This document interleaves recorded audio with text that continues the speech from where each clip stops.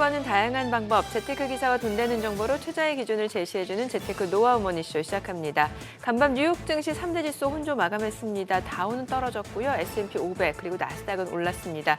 특히 나스닥 1% 넘게 상승하면서 2만 선 돌파 이후 사상 최고치를 기록했죠. 네, 그렇습니다. 나스닥의 상승세가 아주 무서운데요.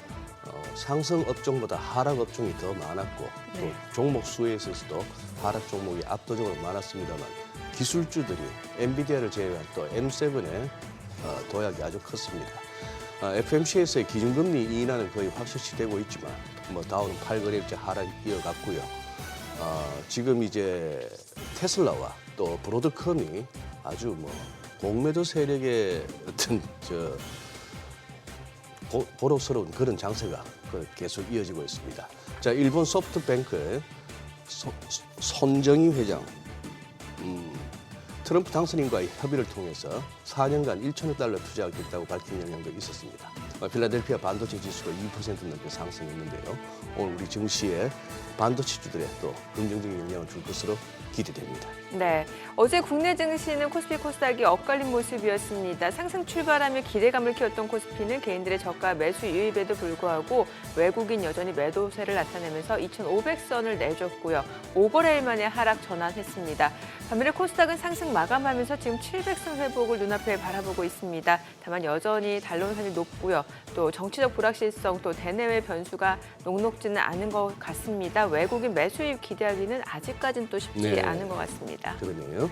자, 오늘 하우머니에서는 차세대 매그니피센트 세븐으로 주목해볼 기업들과 FMC를 앞두고 남은 올해 기대감이 더욱 커지는 뉴욕 증시의 대응 전략까지 알아보겠습니다. 지금 보고 계신 머니쇼는 SBS BG앱과 유튜브에서 실시간 시청이 가능합니다. SBS BG앱을 다운받으셔서 시청하시면 더 많은 정보와 뉴스 보실 수 있습니다. 그럼 먼저 빠르게 돌아가는 글로벌 증시 상황부터 정리해볼까요? 도지은 아나운서 소식 전해주시죠.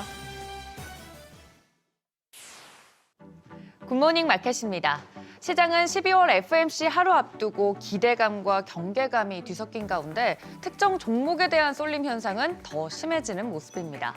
간밤 3대 지수 혼조세로 마감이 됐습니다. 다우지수 상승 출발은 하긴 했는데 장중에 하락으로 전환되면서 장 막판에 더 낙폭을 키우는 모습이었습니다. 다우지수 0.25% 하락하면서 8거래일 연속 하락세고요. 반면 S&P 500은 0.38%, 나스닥은 1.24% 오르면서 빠르게 2만 선 다시 빠르게 회복해내고 신고가를 경신해냅니다. 주요 종목들 보시면 애플도 1.17%, 최근 애플 상승세 좋죠. 마이크로소프트도 0.97% 오른 반면에 어제에 이어 엔비디아가 1.68% 하락했습니다. 그래서 다우지수가 약했던 걸까요? 반면 이번 주 실적 발표 앞두고 있는 마이크론, 시티그룹에서 매수 등급과 목표 주가를 유지한다는 소식에 참고로 5.6% 올랐습니다. 이어서 아마존도 2.4%, 또 양자 컴퓨팅 모멘텀 이끌고 있는 구글도 3.54% 올랐습니다. 이어서 6위부터 10위도 보시면 메타도 0.7%대 상승했고요. 테슬라는 웨드부시에서 자율주행 미래가 곧 다가온다라고 언급을 하면서 목표 주가 상향을 했습니다.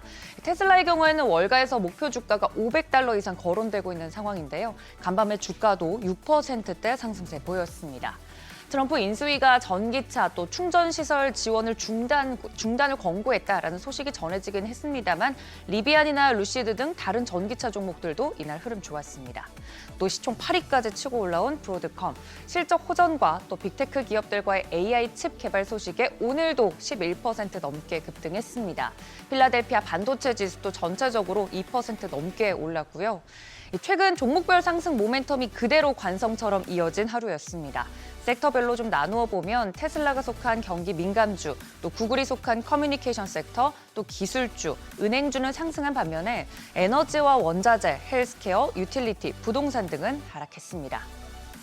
그리고 오는 23일부터 나스닥 100 지수의 구성 종목이 변경될 계획이죠. 나스닥 100 지수, 나스닥 종합지수 구성 종목 가운데서 비금융 기업을 대상으로 시총 상위 100개를 추려서 구성합니다. 편입 종목들은 비트코인 최다 보유 기업, 비트코인 큰손으로 불리고 있는 마이크로 스트래티지, 또 그리고 이어서 빅테크 기업이죠. 팔란티어 테크놀로지, 마지막으로 보안용품 제조업체 엑손 엔터프라이즈 등이 거론이 됐고요. 반대로 편 선출 종목들은 슈퍼 마이크로 컴퓨터, 모더나, 일루미나입니다.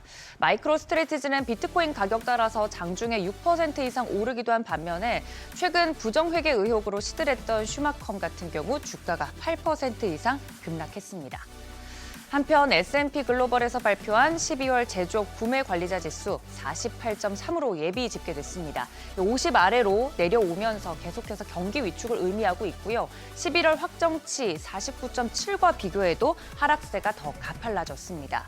반면 서비스업은 확장세를 더 강화했는데요. 서비스업이 경제 전반의 회복세를 주도하고 있는 상황입니다. 언뜻 보더라도 시장이 나스닥 위주로 그리고 그 안에서도 M7의 특정 종목들 위주로 상승이 이어지고 있다는 게 현재 시장의 특징입니다. 테슬라, 알파벳 그리고 브로드컴이 그 주인공이고요. 이외에도 양자 컴퓨터, 비트코인 관련주, 드론 관련주들도 큰 폭으로 오르면서 나스닥 상승을 이끌었습니다. 전문가들은 경기 전망에 대해선 의견이 갈릴 수 있어도 현재 연준의 금리 인하 기조가 유지되고 있고 또 풍부한 유동성을 토대로 한 지수 상승이 연말까지 이어질 가능성이 높다고 보고 있습니다. 개별 종목 그리고 테마 중심으로 상승폭이 큰 뉴욕 증시, 개인들의 투자 심리도 역사적 평균치보다도 훨씬 웃돈 45% 내외에서 상회하고 있는 모습 확인이 가능합니다. 국채 수익률은 그간 트럼프 관세 부과 우려 등을 반영하면서 상승 흐름을 이어왔는데 FOMC 회의를 앞두고 일부 되돌림 흐름이 나오고 있습니다. 보합권 등락에 그치는 모습이었는데요. 10년물은 4.40%대, 2년물은 4.25%대 소폭 상승하면서 마감했습니다. 그리고 최근 다시 한번 저력을 보여주고 있는 비트코인, 간밤 사상 최고가를 갈아치웠고 현재는 10만 6천 달러 선에서 등락을 거듭하고 있는 모습입니다. 국제 유가는 하락으로 마감됐습니다. 중국 소비가 부진한 가운데 미국의 금리 결정 앞두고 투자 관망세가 이 유가에서도 나타나고 있습니다. WTI 배럴당 70달러 선에 브렌트유는 배럴당 73달러 선에 마감했습니다. 이렇게 테마별, 종목별 흐름에 치중된 만큼 이 뉴욕 증시에서도 종목 선정에 유의하셔야겠습니다. 지금까지 굿모닝 마켓이었습니다.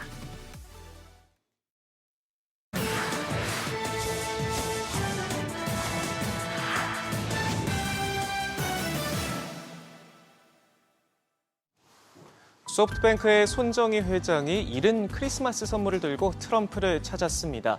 밤사이 트럼프의 자택인 마러라고 리조트를 방문해 초대형 투자 계획을 밝혔는데요. 앞으로 4년간 미국에 1,000억 달러, 우리 돈 143조 원을 투자하기로 했습니다. 트럼프가 대선에서 승리한 뒤 처음으로 가진 생중계 기자회견 자리였던 터라 더 큰 이목이 쏠렸는데 손 회장은 트럼프의 대선 승리로 미국 경제에 대한 확신의 수준은 믿기 어려울 정도로 높아졌다며 트럼프의 두 번째 임기인 만큼 판돈도 2배로 늘렸다 말에 확고한 의지를 내비쳤습니다. 앞서 소프트뱅크는 트럼프 1기 때도 500억 달러를 투자하겠다 홍언한 바 있는데 실제 우버부터 위워크까지 다양한 미국 기업들에 투자했고요. 이번 투자와 관련해 아직 자금을 어떻게 조달할지 상세한 내용은 공개되지 않았지만 최근 본격적인 인공지능 투자 로드맵을 밝힌 손 회장의 의지대로 AI 관련 인프라 구축에 초점을 맞출 예정입니다. 내년 1월 트럼프의 백악관 복귀를 앞두고 애플의 팀 쿡부터 순다르 피차이 구글 CEO, 또 앙숙으로 유명한 메타의 저커버그까지 너나 할 것 없이 앞다퉈 줄서기에 나서고 있는데 그중에서도 단연 제일 큰 선물 보따리를 안겨주며 트럼프에 올인하는 모습이네요. 손 회장이 최근 마이너스의 손이라는 오명을 털고 다시 한번 마이다스의 손을 되찾을 묘수가 될 수 있을지 지켜봐야겠습니다.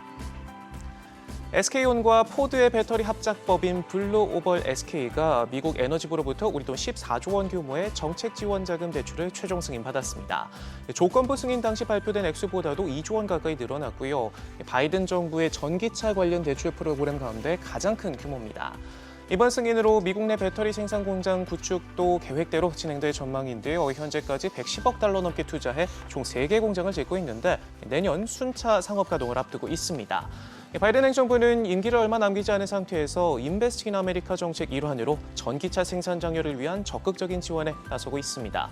최근 삼성 SDI와 스텔란티스 간 합작법인 스타플러스 에너지에도 대출을 확정 지었고요. 리비안에게도 돈줄을 풀어줬는데 하지만 이러한 바이든 행정부의 대출이 차기 행정부에서 실제로 이뤄질지가 아직 불투명하다는 분석도 나오고 있습니다.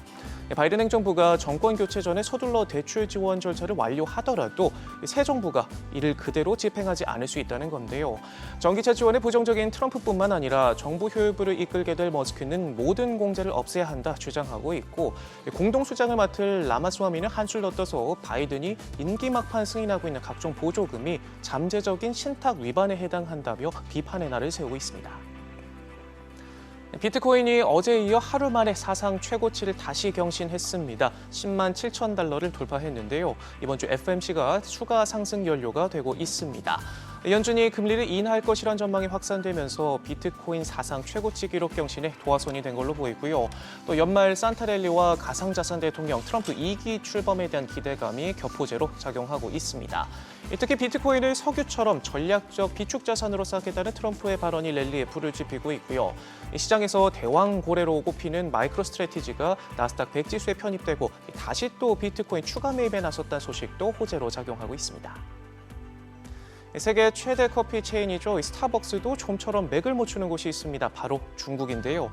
토종업체들이 시장을 장악하면서 절치부심하고 있는데 부진을 떨치기 위해 현지 법인의 최고 성장 책임자 자리까지 새로 만들어 돌파구 마련에 나서고 있습니다. 스타벅스는 치폴레 신화를 쓴 브라이언 니콜을 구원 투수로 영입한 뒤 최대 시장 중 하나인 중국에서의 부진을 털어내기 위해 고군분투하고 있습니다. 중국에만 전 세계 매장의 20%에 해당하는 7,600개의 매장을 운영하고 있지만 저가 정책을 내세운 토종 브랜드들과의 경쟁에 밀리면서 올 3분기 동일 매장 기준 매출이 14% 감소하는 등 실적 하락세가 뚜렷하고요. 연간 매출로도 지난해 처음으로 루이싱 커피 1위 자리를 내어주기까지 하면서 한때 지분 매각 가능성까지 거론됐었는데 이번 새로운 인사 선임으로 중국 사업에 대한 의지를 여전히 내비치고 있습니다. 지금까지 글로벌비즈였습니다. 어제장 이슈가 있었던 업종 살펴보는 기업 이슈 시간입니다. 어제 우리 시장은 윤석열 대통령에 대한 탄핵안이 가결되며 정치적인 불확실성이 해소됐지만 닷새 만에 하락했는데요. 그럼에도 불구하고 이슈 타고 오른 업종들 살펴보겠습니다. 주말 사이 미국 증시에서 브로드컴이 호실적을 기반으로 폭등하자 국내 반도체주도 덩달아 상승 랠리를 펼쳤습니다. 브로드컴은 매출이 시장 예상치에 살짝 못 미쳤지만 주당 순이익은 전망치를 웃돌았고 특히 지난 1년간 생성형 AI 인프라 수요 급증으로 AI 관련 매출이 220%나 증가했다고 밝힌 것이 주가의 모멘텀으로 작용했습니다. 또한 혹탄 브로드컴 CEO가 발표한 AI 반도체 개발 계획도 주가 폭등에 영향을 미친 것으로 풀이되는데요. 그는 대형 클라우드 기업 3곳과 AI 반도체를 개발 중이라면서 향후 3년간 AI에서 기회를 보고 있다고 밝혔습니다. 또 한편 브로드컴이 호실적과 함께 유리기판 도입을 추진한 것으로 파악되자 유리기판 관련주도 강세를 보였는데요. 인텔과 AMD에 이어서 주문형 반도체 시장 1위인 브로드컴도 차세대 반도체 유리기판을 준비하면서 시장 확산이 빨라질 것으로 전망되고 있습니다. 이 소식에 어떤 기업들이 올랐는지 보면 SKC가 10.27%, ISC가 8.33% 올랐고요. 피롭틱스가 7.31%, 또 YC캠과 SK하이닉스가 각각 4.22%, 2.17% 급등했습니다. 국내 전력기기 업체들이 올해 국내 안팎에서 수조 행렬을 이어가면서 향후 실적 기대감을 더욱 키우고 있습니다. 업계에 따르면 국내 주요 3사 전력기기 업체로 꼽히는 HD 현대일렉트릭, 효성중공업, LS일렉트릭은 올해 3분기까지 전년도 연간 영업이익을 넘어서는 누적 영업이익을 기록하고 있고요. 이들 기업들의 연간 합산 영업이익은 올해 1.3조 원을 기록할 것으로 기대되고 있습니다. 변압기나 차단기 등 각종 전력기기는 몇 년 전만 해도 공장이나 산업단지에 들어가는 흔한 인프라 중 하나 정도로만 여겨졌지만 AI 개발 바람이 거세게 불면서 데이터 센터 등의 안정적으로 대규모 전력을 공급하기 위해 변압기 등 전력기기 장비의 역할이 점점 커지고 있기 때문입니다. 또 여기에 세계 최대 시장인 미국의 전력 인프라 개선 사업과 친환경 청정에너지 전환이라는 변화까지 겹치면서 관련주들의 상승세는 내년에도 이어질 것이라는 긍정적인 전망이 나오고 있습니다. 어제장 마감 상황 확인해보면 대원전선이 26.63%, 광명전기가 7.32% 올랐고요. 이어서 LS 에코에너지와 제일일렉트릭 모두 6% 넘게 상승했습니다. 연내 통과에 제동이 걸렸던 미국 생물보안법이 다시 기사회생할 수 있다는 전망이 나오자 국내 CDMO 관련주들이 상승했습니다. 외신에 따르면 미국 하원 의장이 최근 국방수권법에서 빠진 생물보안법안을 연내 통과시킬 수 있도록 새로운 방법을 모색하고 있다고 밝혔습니다. 특히 올해 안에 통과돼야 하는 필수 법안인 예산 지속 결의안에 포함시켜 올해 안에 법안이 통과되길 노리는 것으로 확인됐는데요. 통과 여부는 20일 내에 나올 것이라는 관측이 나오고 있습니다. 생물보안법이 통과될 경우 이는 중국 바이오 기업이 미국 시장에서 활동하는 것을 제한하는 내용을 골자로 하기 때문에 이들 기업과 경쟁 관계인 국내 CDMO 업체가 반사이익을 누릴 것이라는 기대가 큰데요. 이 같은 기대감에 한동안 약세를 보이던 관련주들이 다시 상승세를 보였습니다. 마감 상황 보면 프레스티지 바이오로직스가 4.74%, SD팜이 4.22% 올랐고요. 셀트리온이 1.45%, 또 삼성 바이오로직스도 1.32% 올랐습니다. 가상자산 대장주 비트코인이 사상 최고치 행진을 이어가면서 관련주들이 강세를 보였습니다. 코인베이스에 따르면 어제 비트코인 한 개당 가격이 처음으로 10만 6천 달러를 넘어선 데 이어서 간밤에는 10만 7천 달러 선을 돌파하기도 했는데요. 전문가들은 지난 주말 사이에 트럼프 당선인이 비트코인 전략적 비축 기금을 추진할 것이라는 소식이 비트코인 가격에 상승 탄력을 더했다고 분석했습니다. 트럼프 당선인은 CNBC 방송과의 인터뷰에서 이 같은 발언을 내놨는데요. 지난 7월에 열린 비트코인 컨퍼런스에서 비트코인을 전략적으로 비축하겠다고 밝힌 데 이어서 이를 한 번 더 재확인한 것입니다.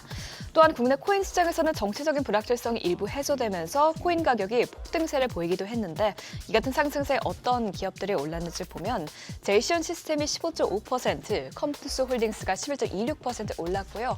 이어서 TS 인베스트먼트가 10.85%, 또 감성 코퍼레이션과 SGA가 각각 9.83%, 7.04% 상승세를 나타냈습니다. 지금까지 어제장 이슈 살펴봤습니다.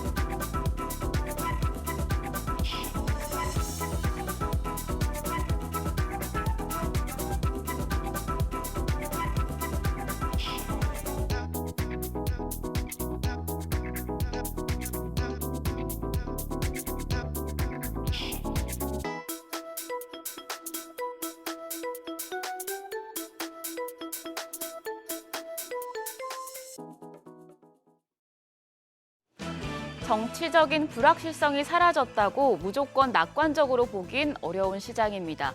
어제 우리 시장 장 초반의 양지수 나란히 오르는가 싶더니 코스피 결국에 하락 전환하며 마감했습니다. 또 한 번 2,500선 탈환에는 실패했죠.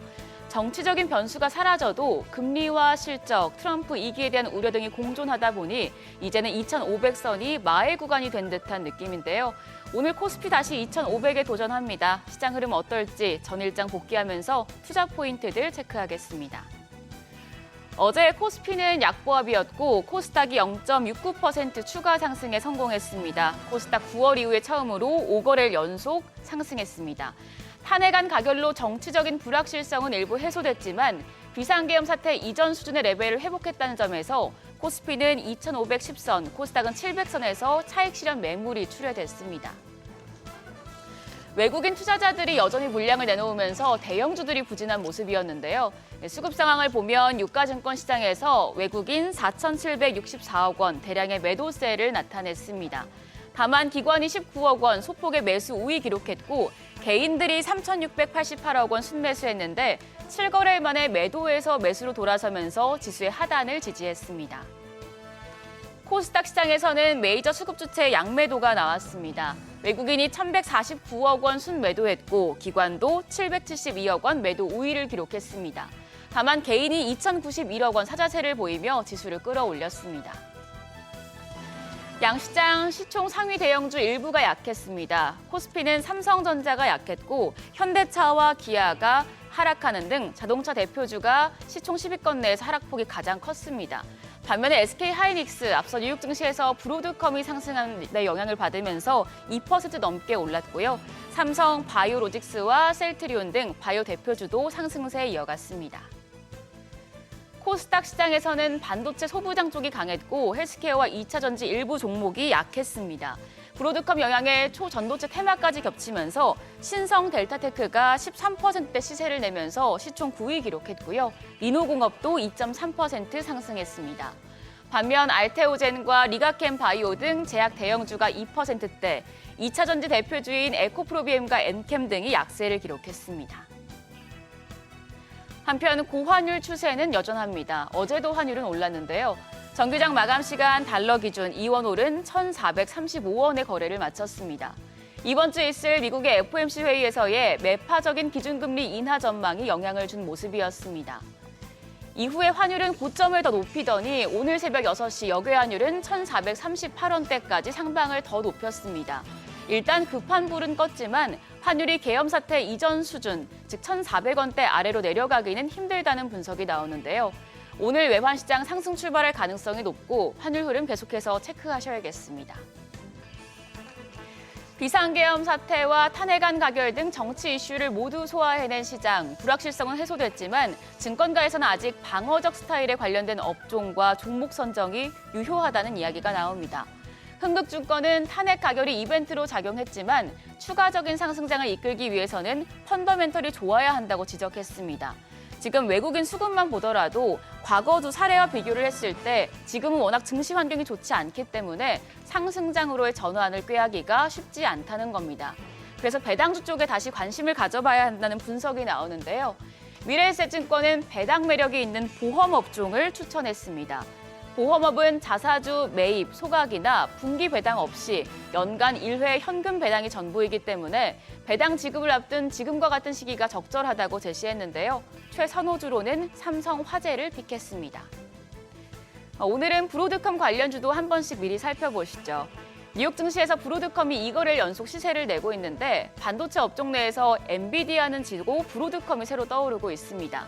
브로드컴 관련해서는 주문형 반도체, ASIC와 유리기판 쪽이 수혜를 받을 수 있는 테마로 꼽힙니다. 관련주로는 ASIC에서는 에이직랜드와 가온칩스, AD테크놀로지 등이, 그리고 유리기판은 SKC와 JNTC, CNG 하이테크 등이 있는데요. 오늘도 영향을 받을지 관심이 모아지고 있습니다.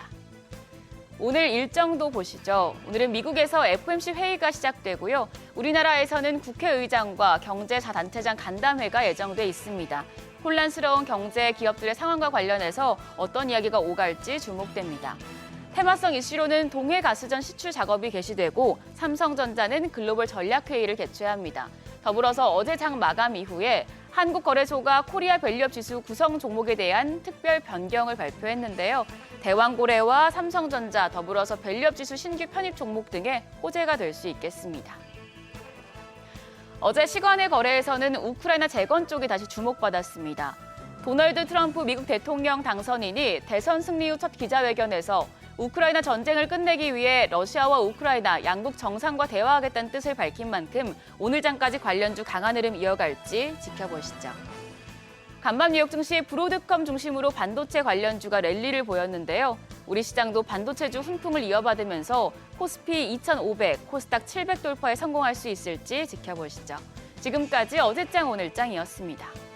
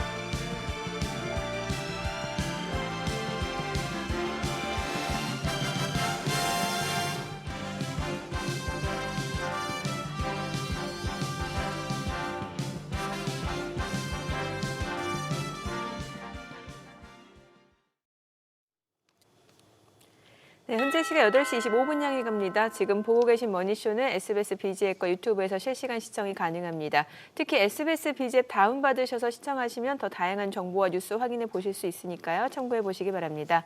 와, 나스닥 힘 좋습니다. 지금 뭐 엔비디아가 쉬어가는 동안 이 빈자리를 지금 브로드컴하고 테슬라가 메꿔가고 있는 상황이고 필라델피아 반도체 지수가 전일 3% 올랐는데 또 2% 이상 올랐네요. 그렇죠. 네. 예. 저는 그러니까 지금 뭐 테슬라나 브로드컴 뭐 이런 쪽 두 개가 이렇게 보면서 특히 차트를 이렇게 점검하면서 느낀 생각이 이게 단순히 두 회사를 좋게 본 매수 세력의 진입만으로 저런 주가 급등이 나올까 생각해 보니 저기는 공매도 덕분인 것 같아요. 아, 오히려. 네, 그렇게 테슬라도 급하게 많이 올라왔으니 이 정도면 브로드컴도 뭔가 실적 발표 전에 이 정도 주가면 좀 밸류에이션이 좀 부담스러운 거 아니야 했던 세력들이 하루에 뭐 20% 10%씩 올라가면 그거 감당이 안 되니까. 그러니까 쇼커버링이 네. 유입됐다. 우리는 이제 공매도도 금지되어 있으니까 앞에 붙어야 됩니다. 불법 공매도. 네네네. 미국도 항상 뭐 이민자 이렇게 해야 불법 하는데 그게 이민자. 아니고 불법 입국자, 불법자죠. 일리걸이 붙어야 되는데 우리는 그런 뭐 공매도를 막아놓으니까 그런 손맛을 못 느끼는 거예요. 공매도가 터지면서 공매도가 이렇게 쇼스퀴즈에 나서면서 나오는 그런 급등 이런 게 없다는 거 하고 그리고 또 오늘 아침에 좀 일찍 와서 보다 보니까 8월 5일 날 왜 다들 속았을까? 그때 그죠? 블랙 먼데이. 예, 뭐 일본은행 금리 인상한다고 하면 다들 후 했던 그거. 그리고 지난주 월요일 날 왜 우리가 또 그렇게 털렸을까? 주말 그 이제 정치적 변수를 겪고 나서 그러고 나서 뭐 이렇게 막 올라오고 있는데 아우 시장 참 그러니 보면 볼수록 시장은 요물입니다 이게. 요물. 예. 미증시는 어때요? 미증시는? 미정 씨는 뭐 정민앵커가 더 잘 아시잖아. 제가요? 예. 지금 아니요. 딱 두 개만 들고 있다 싶는데 보니까 깜짝 놀랐네. 어쩜 날아가는 것만 들고 계셔. 아이 근데 근데 국내 증시 쪽에서는 그렇지가 않아서 이게 결국에는 상세가 됐어요, 그냥. 예. 아이 밥사러 그냥 소리 그렇게 할 해서 것, 밥사러 소리 할 것도 아닌데 그걸 또 그래요. 네, 커피 사드릴게요. 네, 오늘 그레너리 투자자문 이완수 대표님 함께하겠습니다. 어서 오세요. 네, 어서 오세요, 안녕하십니까. 대표님. 예. 미리 그냥 뭐 뉴욕 증시 가지고 저는 뭐 혹시 특히 잘 나가는 거. 근데 전체적으로 다 잘 가는 게 아니더라고요. 네, 맞습니다. 네. 한번 뉴욕 증시 한번 진단해 주시면은. 네. 어제 같은 경우에 사실 뭐 다우는 좀 빠졌어요. 네, 네. S&P는 이제 다시 최고점 근접했고요. 나스닥은 2만 선 뚫고 지금 2만 100도 넘어가는 그런 지금 호황을 보여주고 있고요. 제가 지난주에도 나스닥 말씀드렸듯이 이미 미국 같은 경우 추세가 전혀 변함이 없이 잘 가고 있다. 예. 뭐 경기 성장이라든지 아니면 이제 통화 완화 정책 거기다가 4분기 이제 가이던스 상향까지 이런 부분들이 있는데 그 부분이 있었고 그다음에 어제 같은 경우 이제 특히 이제 호재죠. 호재가 이제 18일 날 기준금리 인하 가능성이 뭐 99%가 나오고 있어요. 네. 지금 페드워치가 그래서 통화 완화 정책은 연말까지 지속된다 이렇게 지금 보시면 될 것 같고요. 예. 그다음에 어제 같은 경우 이제 특이사항 보시면은 전에는 이 IT 주들이 보시면은 대부분 이제 코인이라든지 아니면 AI 어플리케이션, 뭐 전기차 이런 중심 위주로 테슬라 전기차 중심 위주로 이렇게 움직였었는데 어제 같은 경우는 일단 양자 컴퓨터 쪽도 강하게 맞아요. 지금 올라오고 있어요. 그래서 알파벳이 3% 이상, 그다음에 아이언큐라든지 리게티 컴퓨팅이 뭐 기본적으로 20% 이상 폭등을 계속하고 있고요. 그다음에 반도체가 그동안 저희들이 이제 엔비디아가 계속 조정을 받으면서 예. 저 반도체 업종이 이제 조정이 이제 긴 조정이 좀 들어가지 않을까 이렇게 생각을 했는데 브로드컴이 또 그걸 또 깨줬어요. 예, 깨주면서 브로드컴도 저희가 뭐 10% 20% 상승한 것을 제가 처음 본 것 같아요. 예, 그러니까요. 그 삼성전자가 한 10% 넘게 오른다고 생각해 보세요. 저희가 예. 허걱할 정도인데 미국 분들은 어떻겠어요? 이제 지금 저 화면에 차트 뭐 이렇게 단순화시킨 차트지만 좀 비현실적이지 않습니까? 뭐 거의 밈 주식 같은 느낌이에요. 그 지금. 밈 주식 같죠. 예, 그다음에 예. 또 18일 날 마이크론 테크놀로지가 또 실적 발표가 있어요. 예. 그래서 지금 마이크론도 지금 모건스탠리 같은 경우 이 주식이 여기에 있어야 될 주식이 아니다.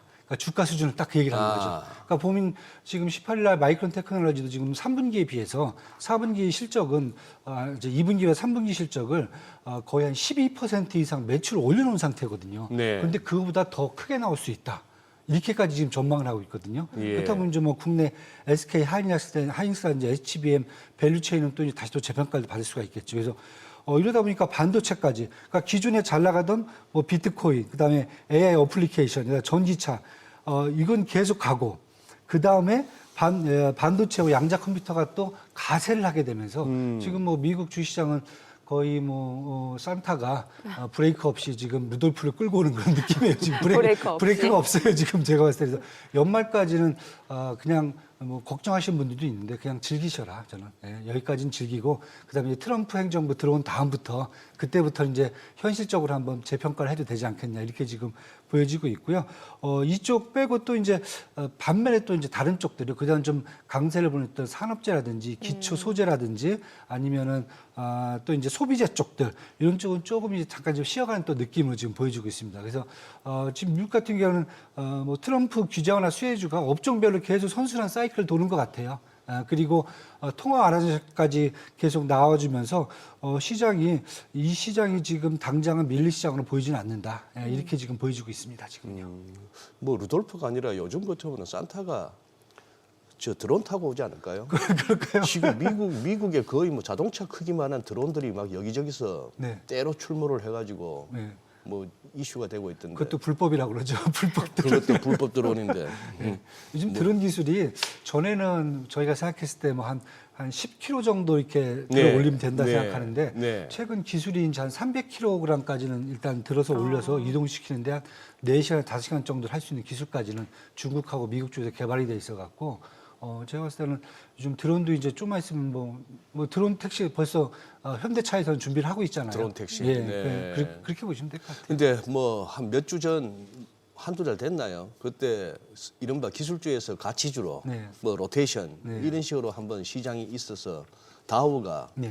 나스닥 대비 아웃퍼폼하고 하던 그 시절이 있었습니다만 네. 그때 옮겨 타셨던 분들 같으면 요즘 굉장히 소외감을 느낄 것 같아요. 그렇죠. 네, 그런 분들이 좀 많으시죠. 근데 사상 최고치라 그러는데 내 계좌는 뭐 그런데 어떻게 보면 다우라든지 네. 러셀 2000 중소형주 같은 경우에는 업종별로 보면은 네. 금융주라든지 산업재, 그다음에 예. 이제 제약바이오 이런 쪽들이 사실 비중이 더 높거든요. 그렇죠. 소비재들이. 예. 그러다 보니까 지금 나스닥이라든지 S&P가 갖고 있는 IT 위주의 어떤 업종 분포는 아닙니다. 그런데 사실 12월 달에 이제 배당이 좀 나오기 때문에 그런 다우라든지 아니면 러셀 2000 정도의 중소형주에서는 이 배당이 나오기 때문에 또 연말까지 또 갖고 계시면은 또 배당 부분도 이제 뭐 조금 이제 혜택을 좀 보실 수 있기 때문에 꼭 소외됐다라고 보실 필요는 없을 것 같아요. 네, 마지막에 또 배당 한번 받고 또 한번 탈출이나 이제 수익 실현하고 나오셔도 되는 거니까 네, 저는 이제 그렇게 보고 있습니다.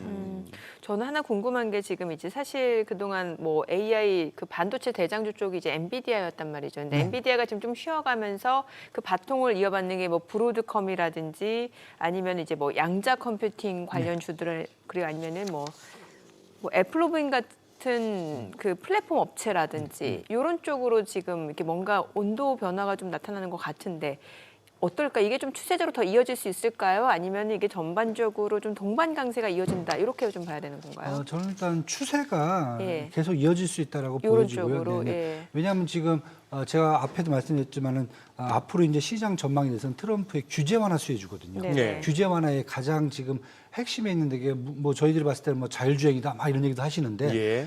그거보다는 AI의 어플리케이션 쪽이거든요. 그러니까 이것은 다 포함되는 겁니다. 자율주행뿐만 아니라 네. 보안이라든지 아니면 이제 시스템이라든지 이런 부분들이 다 포함되는 거기 때문에 여기가 1순위고요. 그래서 네. 뭐 저희가 계속 팔런티어 보다가 또 뭐 서비스 나우라든지 네백 같은 데로 또 계속 옮겨 타고 있고 팔로알토 네트워크스라든지 이런 보안 관련 주들도 계속 지금 상승을 가고 있어요. 시스템도 어도비라든지 이런 데들이 전에는 움직이지 않고 있다가 네네. 규제 완화에 대한 혜택이 계속 가고 있거든요. 예. 이렇게 가고 있었고 그다음에 이제 엔비디아 같은 경우는 이제 반도체 AI에 이제 인프라를 제공해 주는 거거든요. 네. 이제 소프트웨어 쪽이 아니라 인프라 제공 예. 쪽인데 이쪽은 이제 저희들이 이제 그러면 반대로 여기는 그러면 앞으로 이제 리트리트 할 거냐, 후퇴를 할 거냐 그렇지는 않고요. 상승하고 성장하는 데는 문제가 없다. 하지만 속도가 앞에서 말씀드렸던 네트워크라든지 아니면은 이 어플리케이션 쪽보다는 약간 속도는 둔화될 수 있다. 둔화될 수 있다. 이렇게 지금 보여주는 거고요. 그런 측면에서 이제 지금 갑자기 뭐 브로드컴이 막 올라오니까 맞아요. 다시 회귀하는 게 아닌가라고 얘기하는데 브로드컴하고 엔비디아는 뭐라 할까 이 반도체에서 약간 틀립니다. 레이어가. 그러니까 이 엔비디아 같은 경우는 데이터 센터용으로 만드는 GPU가 핵심이고요. 그다음에 자체적으로 예. 개발을 하는 거고. 그렇죠. 예. 그다음에 이제 이쪽 브로드컴 같은 경우는 AP라고 해서 이제 어플라이드 프로세서거든요. 네. 그러니까 쉽게 해서 이제 통신이나 시스템 반도체가 중심입니다. 근데 기존에는 통신이나 시스템 반도체 같은 경우는 약간 이 AI 반도체 쪽에서 약간 좀 하위 단이라고 봤어요. 네. 근데 최근 들어서 보시면 이제 애플이라든지 구글 이런 쪽에서 온 디바이스 제품, AI 온 디바이스 제품들이 막 계속 나오기 시작하거든요. 그러다 보니까 통신하는 시스템 반도체도 데이터 센터 못지않게 AI 반도체 중심으로 움직여야 된다고 지금 얘기가 네. 나오고 있어요. 그러다 보니까 이쪽 이제 브로드컴도 AI 관련돼 있는 반도체로 온 디바이스 쪽으로 하는 거죠, 지금요. 그래서 약간, 이런 그렇죠. 그 빅테크 업체들하고 같이 하는 거죠. 같이 하는 거죠, 여기는요. 예. 그러니까 이쪽은 기존에 이제 엔비디아는 데이터 센터 구축을 예, 해주면서 예. 이걸 제공했다 그러면은 여기 같은 경우는 지금 이제 온 디바이스 쪽으로 해갖고 제품을 주는 거기 때문에 레이어가 틀립니다. 그래서 그동안 약간 소외됐던 브로드컴 쪽이 네네. 일단 보면은 그렇다고 보면 반도체도 전반적으로 다 AI 반도체 쪽으로 일단은 다 모든 추세가 전환이 된다. 이렇게까지 보시면 될 것 같아요. 그래서 그러면 시장의 관심이 이 브로드컴으로 이제 확 쏠리면서 네. 우리 국내에서는 또 브로드컴과 엮어서 이제 유리기판 관련주가 또 이제 그쵸, 네. 움직이더라고요. 네네. 그 연결고리는 어떻게 되나요, 대표님? 일단 제가 봤을 때는 되게 좀 희망적이에요. 희망적이에요? 예, 희망적이고요. 네. 어제 같은 경우 뭐 많이 올랐어요. 국내에서도 주식이 네. 보니까 뭐 삼성전기부터 SKC, 뭐 기가비스, 그다음에 주성 엔지니어링, 이오테크닉스. 어제 같은 경우 사실 전반적으로 반도체가 삼성전자 빼고는 대부분 다 올랐습니다. 예. 삼성전자 예. 외국 매도세가 계속 나왔고요.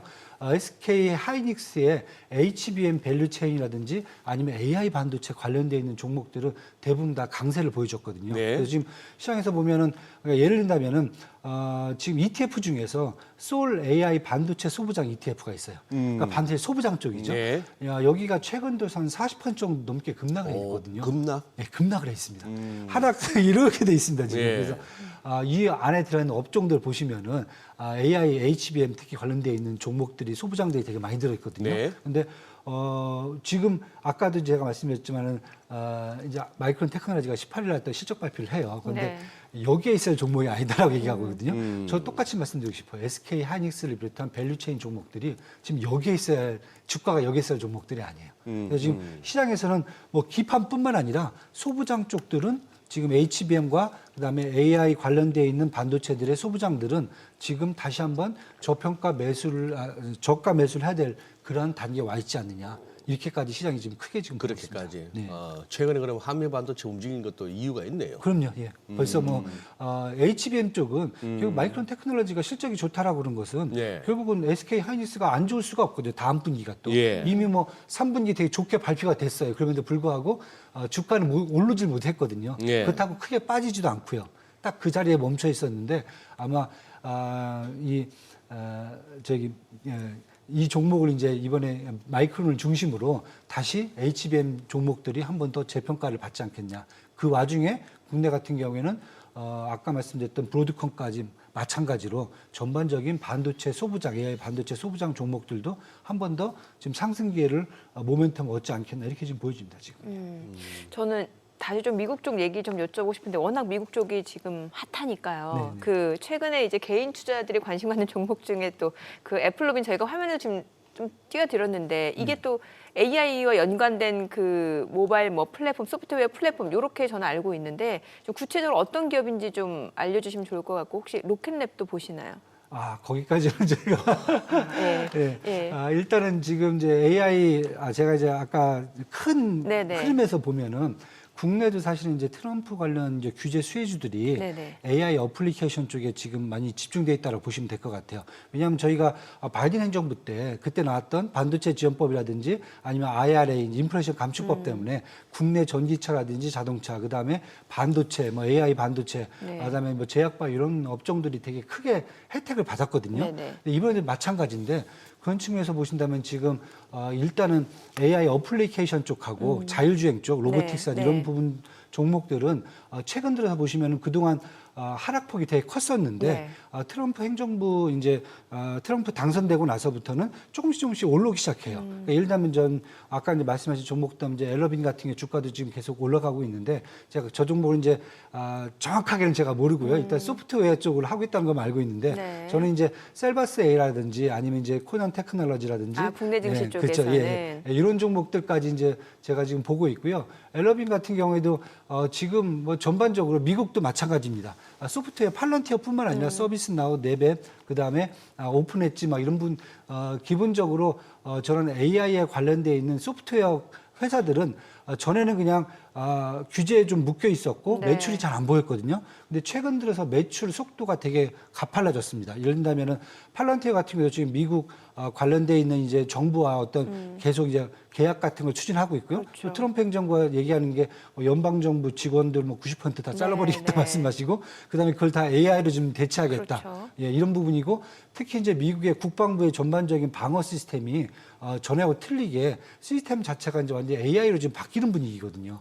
이런 것까지 감안한다면은 지금 뭐 팔런티어뿐만 아니라 AI 관련되어 있는 소프트웨어 종목들도 충분히 지금 숫자가 나올 수 있는 그런 단계로 올라와 있고요. 여기다가 보안 같은 테크놀로지 쪽 같은 경우에는 이제 암호화폐 관련돼 있어 갖고 그쪽과 함께 지금 계속 또 커가는 지금 분위기거든요. 그래서 기존하고 틀리게 지금 규제 완화 플러스 여기다가 매출 증가세가 눈에 보이기 때문에 이렇게 나오는 거고요. 한국도 저는 똑같이 마찬가지로 뭐 국내에 있는 저희가 잘 아는 그런 셀바스부터 이제 코넌 테크놀로지 뭐 이런 부분들은 이제 뭐 폴라리스 오피스 같은 이런 종목들도 AI 어플리케이션과 마찬가지로 똑같이 성과가 나오지 않겠냐 저는 이렇게 지금 보고 있습니다 지금.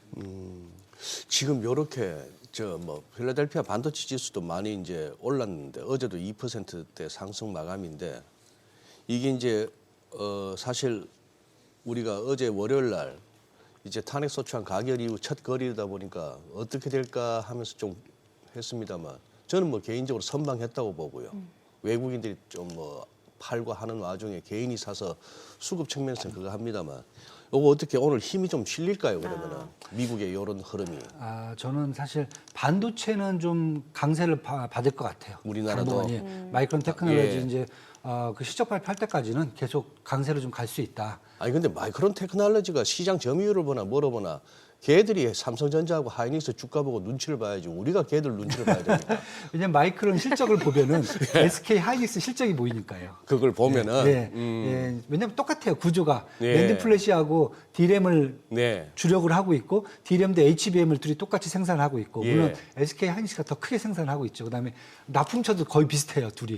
그러다 보니까 만약에 마이크론 테크놀로지가 어느 정도 성과가 좀 나온다 그러면은 SK 하이닉스는 그보다 더 크게 나올 수가 있다는 거죠. 실적 내일 발표하나 보네요. 18일입니다. 내일. 예. 네네네. 그래서 이제 저는 이제 그렇게 지금 보고 있습니다. 그래서 그런데 문제는 지금 이제 국내 시장이 어제도 이제 외국인들이 계속 매도를 했어요. 그래서 예. 정치 리스크가 어느 정도 이제 다운됐으면은 외국인 들어와야 되는 거 아닌가 이렇게 말씀을 하시는데 예. 사실 그거보다는 지금 중요한 것은 이미 외국인들이 거의 한 9월 달부터 계속 매도를 하고 있었어요. 그랬죠. 예. 예, 하고 있는 가장 큰 이유가 증시 펀더멘탈뿐만 아니라 경기 펀더멘탈도 지금 계속 악화가 되고 있거든요. 예, 그러니까 그건 뭐. 그것에서 벗어날 수가 없어요. 그 악재에서 외국인들이 매도 치는 것은. 그렇죠. 예, 그래서 저는 이제 정치 리스크가 높아졌다 완화된 것은 거의 지금 외국인들의 매도세를 더 크게 키우느냐 적게 키우느냐 이거지 네. 매도세를 바꾸지 못한다. 그래서 지금 이제 당분간 외국인 매도세가 이제 중단되기는 좀 힘들어 보이고요. 뭐 만약에 필요하다면은 이제 뭐 리더십도 좀 교체되면서 경제 정책이나 산업 정책에 대한 방향성 제시도 좀 필요한 그런 상황으로 좀 보고 있고요. 만약에 그 사이에 증시가리도 버틸려고 한다면은 결국은 개인하고 이제 기관의 역할이 중요하지 않겠느냐. 예. 뭐 코스피는 외국인들이 계속 팔지만 기관이 사주고 있고요. 코스닥 같은 경우는 외국인이 팔지만 개인이 사주고 있거든요. 그래서 그런 측면에서 당분간은 개인하고 이제 기관 장세로 좀 움직일 것 같고요.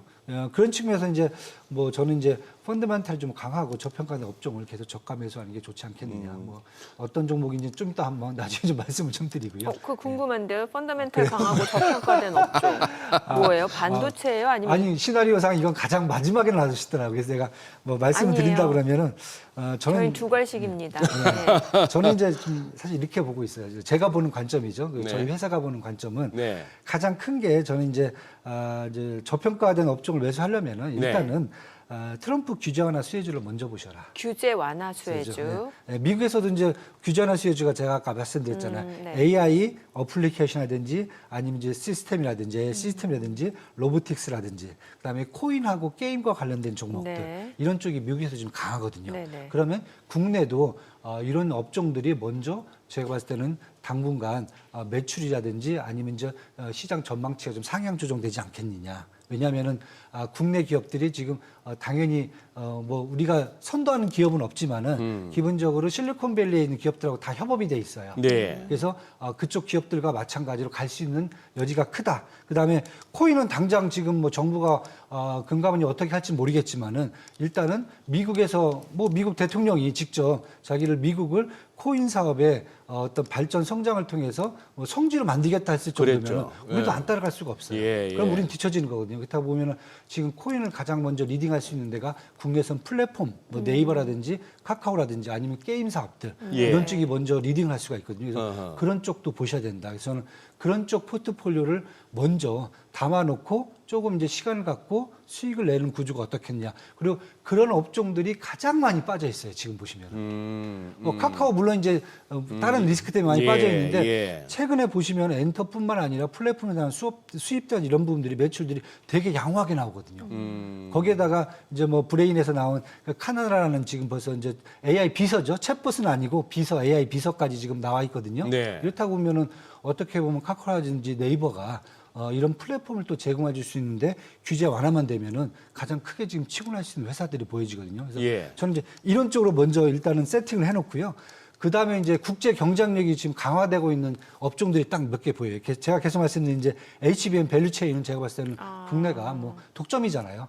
아무리 이제 뭐 결국 세계사밖에 못 만들고 있잖아요. SK 하이닉스, 삼성전자, 마이크론 테크놀로지인데 삼성전자와 마이크론 테크놀로지는 어떻게 보면 대부분 다 중국 쪽으로 좀 많이 가거든요. 근데 SK 하이닉스 같은 경우는 대부분 다 미국에 공급을 하고 있기 때문에 이거 보면은 뭐 HBM 밸류체인을 계속 붙잡고 가야 된다. 그다음에 조선주 그다음에 네. 엔터주까지는 국제 경쟁력이 강화되어 있기 때문에 여기는 뭐 환율에 상관없이 계속 우리가 성장을 갖고 갈 수 있는 그런 분야다 이렇게 보여지고요.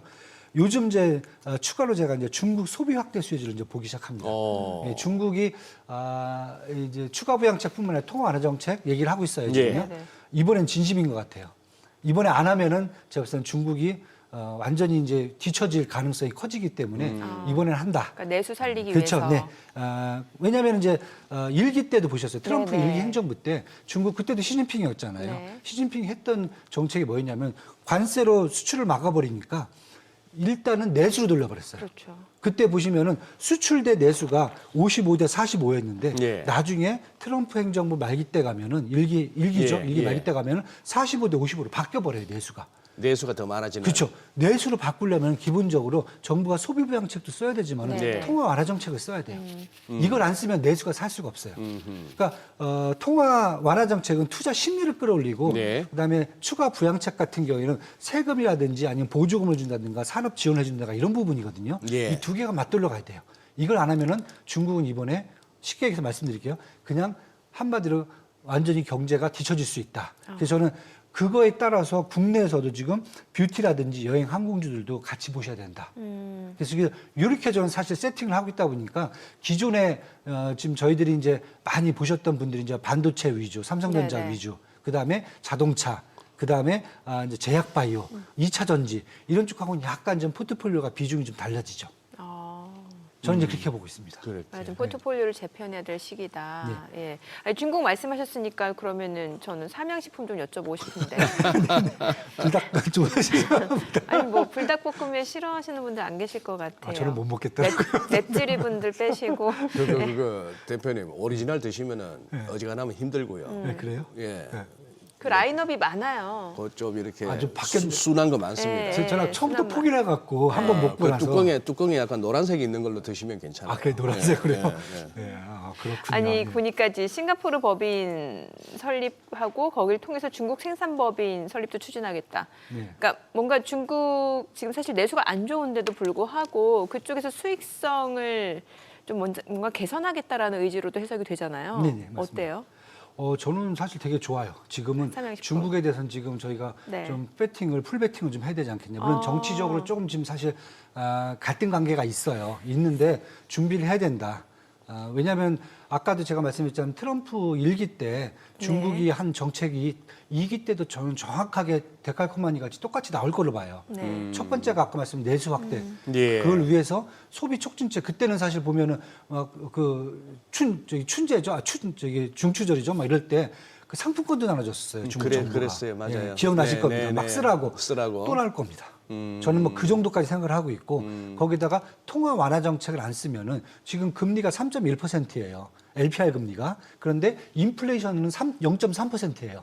예. 소비가 올라갈 수가 없어요, 지금. 예. 이게 금리가 높은데. 그러니까 금리를 지금 내릴 겁니다. 이번 주 20일 날도 또 지금 인민행이 또 금리 또 결정을 하는데 내려야 돼요, 지금요. 근데 그걸 이미 시진핑 아하. 주석이 얘기를 하고 있어요. 네. 그럼 두 개가 다 내려온다 그러면은 저는 괜찮다라고 보고 두 번째는 뭐였냐면 그때 보면은 무슨 일을 했냐면은 미국이 막히니까 예. 유럽을 그때부터 옮겨가기 시작합니다. 동반자 아하, 파트너. 아하. 그리고 유럽뿐만 아니라 위안화를 블록화를 시킵니다. 예. 그때 중요한 게 뭐냐면 한국하고 그다음에 뭐 저쪽 동남아시아, 그다음에 중앙아시아 이런 국가들을 다 자기 안으로 막 끌어들여요. 그래서 CIPS라는 이제 중국의 위안화 결제 시스템이 2019년도에 한국에 막 들어와서 그거 쓰면은 막 위안화도 할인해 주겠다고 막 그 난리가 났었거든요. 똑같이 나올 것 같아요. 그렇다고 보면 중국이 먼저 손을 내밀 겁니다. 경제적으로는. 네, 그래서 그렇다 보면은 지금 삼양식품이 지금 빨리 선도적으로 치고 나가야 된다. 단 옛날하고 좀 틀리다. 왜냐하면 요즘 같은 경우 중국이 사실 우리한테 필요한 게 없어요. 반도체 빼고는. 아하. 그렇죠? 뭐 조선이 필요합니까? 자동차 이미 다 철수했잖아요. 지금. 그러네요, 그러네요. 다 철수했잖아요. 그러면 제가 보기에는 그래서 아까 얘기한 게 뷰티 쪽, 이제 화장품 필요한 뷰티는 아직도 카피를 못해요. 그다음에 식품 소비재 중에서 모든 게 다는 아니라고 봐요. 저는 중국 애들이 아직도 한국 제품을 카피 못하는 것들이 있어요. 그래요. 초코파이라든지 불닭이라든지 이런 거. 왜냐하면 중국은 되게 재밌는 게 거기에다가 뭐 괜찮다라고 이렇게 딱 출시를 해버리면은 카피하는데 한 달이면 돼요. 네. 그러니까 예를 들어서 롯데백화점 이런 데가 처음에 갔다가 철수한 이유가 딴 게 예. 아니잖아요. 가서 만들었더니 되게 새로운 시스템이야. 막 중국 사람들이 막 가요. 예. 딱 6개월 지나니까 롯데백화점하고 똑같은 시스템들이 다 나와버려요. 그러면 끝나는 거잖아요. 그런데 그게 아직도 안 되는 게 화장품하고 뷰티라든지 뭐 필러라든지 이런 부분들 있잖아요. 뭐 초코파이. 이런 부분들. 예. 그다음에 초코파이라든지 불닭볶음면 네. 이런 쪽으로 좀 보셔야 돼요. 그러니까 무조건 그냥 다 중국이라고 해서 그냥 사는 건 아니다. 네. 그래서 저는 이제 그게 이제 어떻게 보면 중국 소비 확대 수혜주 쪽에 많이 들어갈 수 있다. 저는 이렇게 지금 보고 있습니다. 예. 알겠습니다. 자, 지금 시각 8시 52분 지나갑니다. 오늘 양시장 예상 체결지수 확인해 보도록 하겠습니다. 먼저 코스피부터 보도록 할게요. 오늘 약보합 출발 예상되고요. 예상 체결지수 2,487포인트, 코스타 0.4% 상승 예상됩니다. 예상 체결지수는 701포인트입니다. 시가총액 상위 종목 예상 체결가 보겠습니다. 삼성전자가 1.4% 하락이 예상되네요. 지금 호가는 54,800원, SK하이닉스가 1% 상승 예상되고요. 예상 체결가는 18만 700원. LG 에너지솔루션 보합 예상되고요. 삼성바이오로직스가 1% 하락 예상됩니다. 호가는 98만 9천 원, 현대차가 0.4% 하락 예상되고요. 기아가 지금 1% 상승 예상됩니다. 호가는 96,300원이고 셀트리온이 하락 출발 예상되죠. 예상 체결가 19만 5,400원. 삼성전자 우선주가 2.9% 하락 예상됩니다. 호가는 45,200원. 네이버가 상승 예상되고요. KB금융이 1% 하락이 예상되고 있습니다. 코스닥 시가총액 상위 종목 예상 체결가도 보도록 하겠습니다. 알테오젠이 지금 약보합 출발 예상되고요. 에코프로비엠 1.4% 상승 예상됩니다. 호가는 13만 원, HLB 상승 출발 예상됩니다. 예상 체결가 7만 4천 원이고 에코프로 보합 예상되고요. 리가캠바이오가 약보합 출발 예상됩니다. 호가는 10만 6,500원. 휴젤이 0.3% 하락 예상되고요. 호가는 27만 500원. 엔캠 보합 예상되고요. 클래시스도 보합 출발 예상됩니다. 리노공업이 1.6% 상승 예상되고요. 호가는 17만 9,500원. 신성 델타테크 하락 출발 예상되고 있습니다. 이제 개장까지 한 6분여가량 남았는데요. 글쎄 이제 오늘 양시장 혼주 출발 예상되고 있고 오늘 장 글쎄요, 수급적인 측면, 또 기관이 어느 정도 계속해서 매수를 해주는지 여부, 또 외국인들의 네. 그런 매매 포지션도 좀 중요할 것 같고요. 예. 저는 일단 뭐 지난주 네. 4거래일 코스피 기준으로 지난주에 화수목금 인상적인 4거래일 연속 상승에다가 그리고 어제도 개장 초에 이제 상승 출발하면서 어떻게 보면은 기술적으로 그동안의 하락 추세선은 올라섰습니다만 이거 올라선 거 맞아 하는 거 확인하는 과정 이 정도로 지금 예상 체결 지수 저 정도 즉 한 뭐 0.23% 내에서의 이렇게 하락 같으면은 뭐 약보합 정도라면 얼마든지 이렇게 있을 수 있는 그런 장이라고 보여지셔서 저는 조금 더 긍정적으로 보고 싶네요. 외국인만 좀 도와주면 좋은데. 아까 그래 저기 뭡니까 대표님 말씀하신 그 조금만 더 연장선상에서 하이닉스가 여기 있으면 안 되는 주가입니다 하셨잖아요. 네. 저도 이렇게 보면은 공감이 가는데 삼성전자하고 하이닉스는 그동안의 주가 흐름도 두 종목도 달랐지만 네. 저 마이크론 테크놀로지하고 그야말로 싱크로율 높은 거는 이 하이닉스더라고요. 네. 그럼 이 자리에 있을 주가가 아니면 어디까지 염두에 두고 계신 겁니까? 일단은 기본적으로 지금 밸류에이션 정도면 저는 한 24만 원 정도는 봐야 될 것 같아요. 아, 그 정도는 봐야 된다. 그 정도는 봐야 되죠. 네, 전고점이 한 그 정도 나와 있었거든요. 그렇죠. 네, 그 정도까지는 예. 올라야 돼 맞고. 예. 왜냐하면 뭐 HBM 쪽을 통해서 회사가 흑자로 전환된 지가 지금 1년밖에 안 됐거든요. 예. 그 정도로 지금 상승세수세 그다음에 독점이 거의 한 55%예요 지금요. 전체 시장 점유율이 55%거든요. 예. 삼성전자는 계속 줄어들어요. 그다음에 마이크론 테크놀로지는 10% 내에서 잠깐씩 계속 올라오고 있고요. 예. 이렇게 돼 있는데 저는 이제 그게 중요한 게 아니라 삼성전자는 외국인이 계속 팔아요.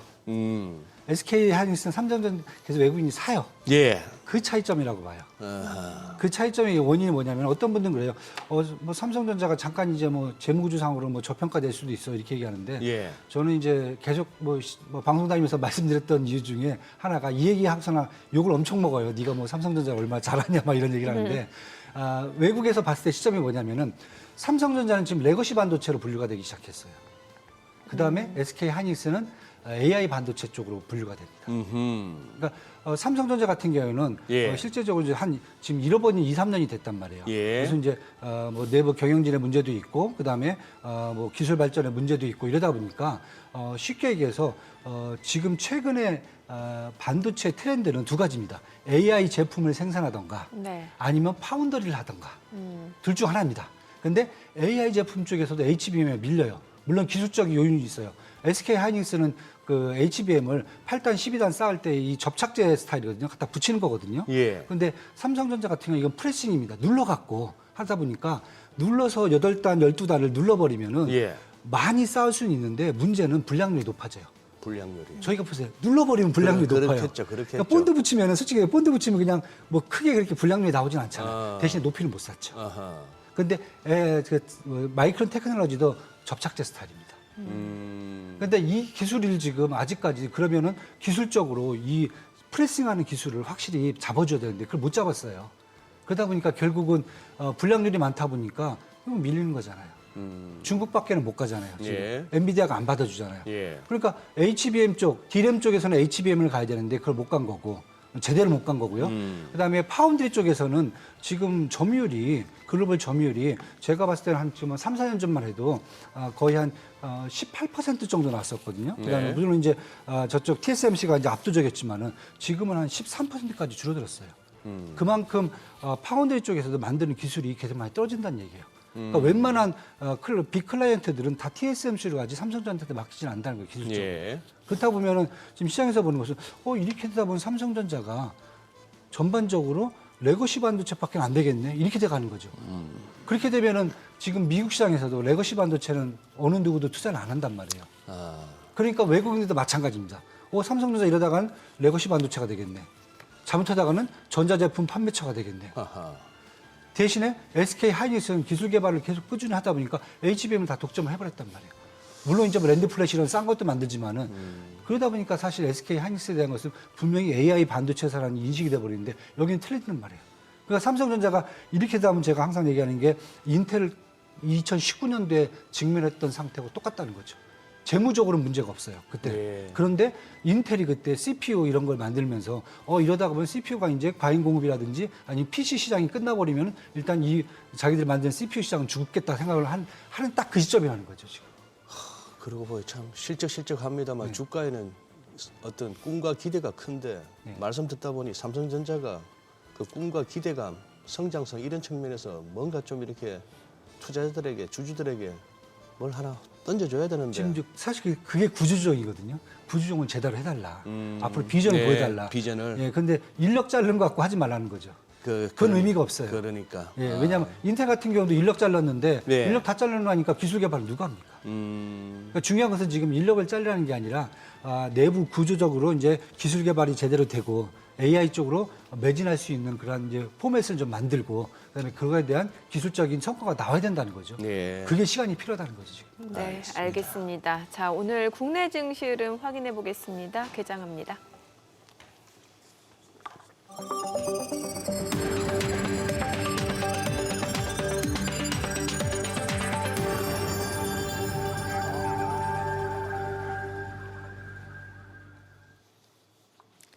네, 12월 17일 화요일 국내 증시 개장했습니다. 이제 올해 마지막 FOMC를 앞두고 미국 나스닥 그럼 굉장히 좋습니다.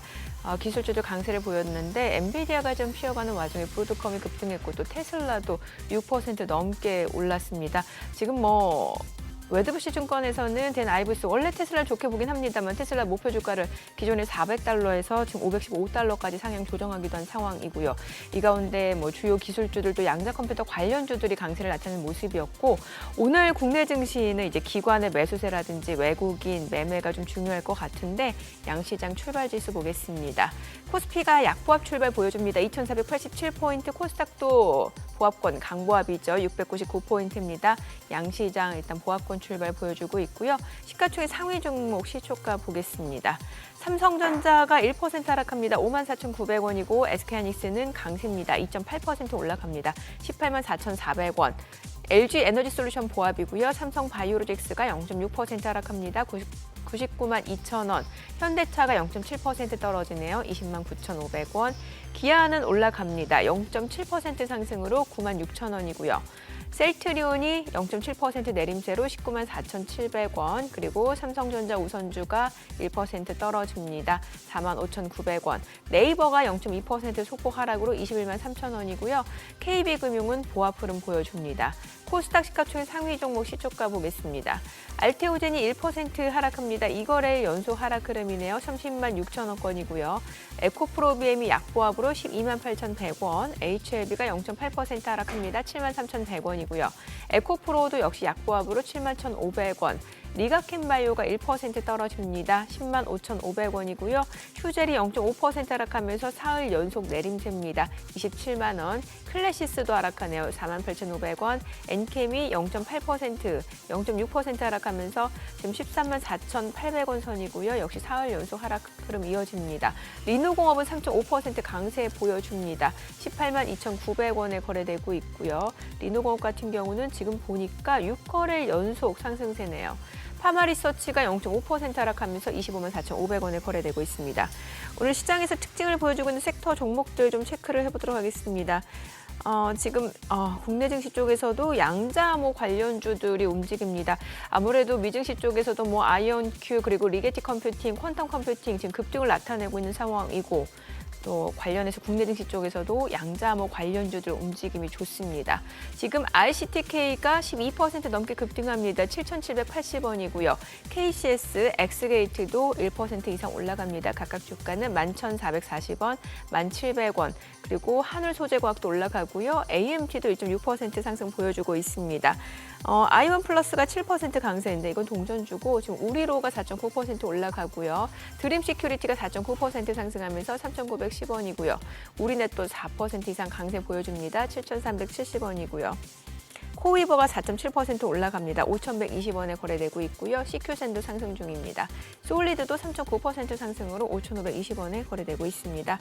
자, 국내 증시 쪽에서도 양자암호 관련주들 움직임이 이어지고 있고 지금 이제 뭐 시스템 반도체, 온디바이스 A, 뉴로모픽 반도체 쪽 움직임 좋습니다.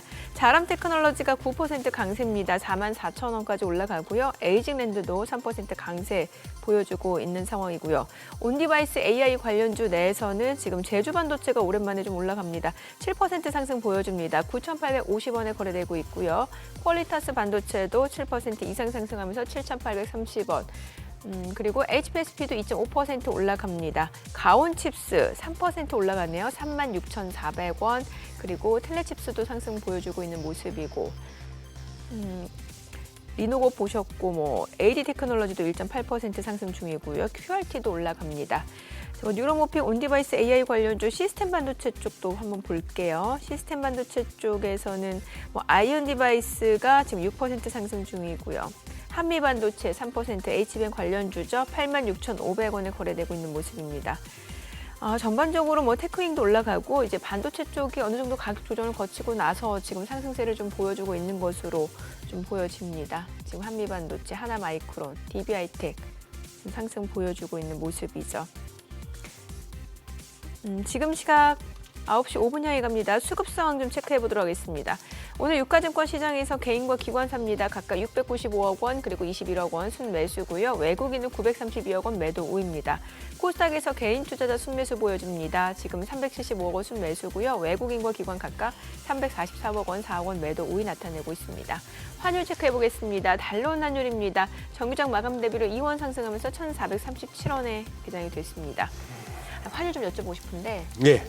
왜냐면 지금 이제 미국 쪽 투자 고려하고 계신 분들 있잖아요. 네네. 근데 이게 환율이 이 정도 상황이면 사실 이제 그 환차손 뭐 이런 것도 좀 생각을 해봐야 되는 거잖아요. 그러니까 앞으로 만약에 달러가 더 강해진다라고 하면 괜찮은 거고. 여기서 이제 달러가 약세로 가면은 그러면 이제 환차손을 걱정해야 되는 거고. 뭐 환차손 그렇죠. 혹시나 뭐 이제 너무 어려운 아니 그래도 뭐 질문이니까. 주식에서 환차손 이상으로 버시면 되지 뭐. 아니 또 근데 미국은 또 양도소득세도 또 내야 되니까. 아니, 벌었으면 세금 내시는 아니, 거지. 물론 그렇긴 한데 그렇긴 그래도 좀 한데. 알려달라는 거지. 예. 진입 시점을 알려달라는 거예요. 진입 시점. 예, 미국 투자 고려하고 계신 분들이라면 어떻게 우리 정민 앵커가 질문을 아마추어 같이 하십니까? 왜요? 언제 들어갈까요? 살까요? 팔까요? 뭐 그게 제일 궁금한 거예요. 제일 궁금하긴 합니다만 그걸 갖다가 이렇습니다, 저렇습니다라고 명쾌하게 딱 뭐 칼로 두부 자르듯이 하는 사람이 제가 봐서는 사기꾼이에요. 시장에서 어떻게 그걸 가지고 이렇습니다, 저렇습니다 할수록 그거는 제가 봐서는 마바라 내지는 사기꾼인데. 되게 지금 묘하게 피해 가시는 것 같은데. 모른다는 얘기지. 시장은 항상 그 그래야 시점마다 모른다는 거죠. 그럼 이완수 대표님이 얘기 좀 해주세요. 이제 칼을 저한테 넘기신 거예요. 네. 저는 이제 요즘 이렇게 봐요. 당분간 한 1,450원에서 변동성이 되게 높아질 거다. 1,450원. 네, 1,450원까지 저는 보고 있고요.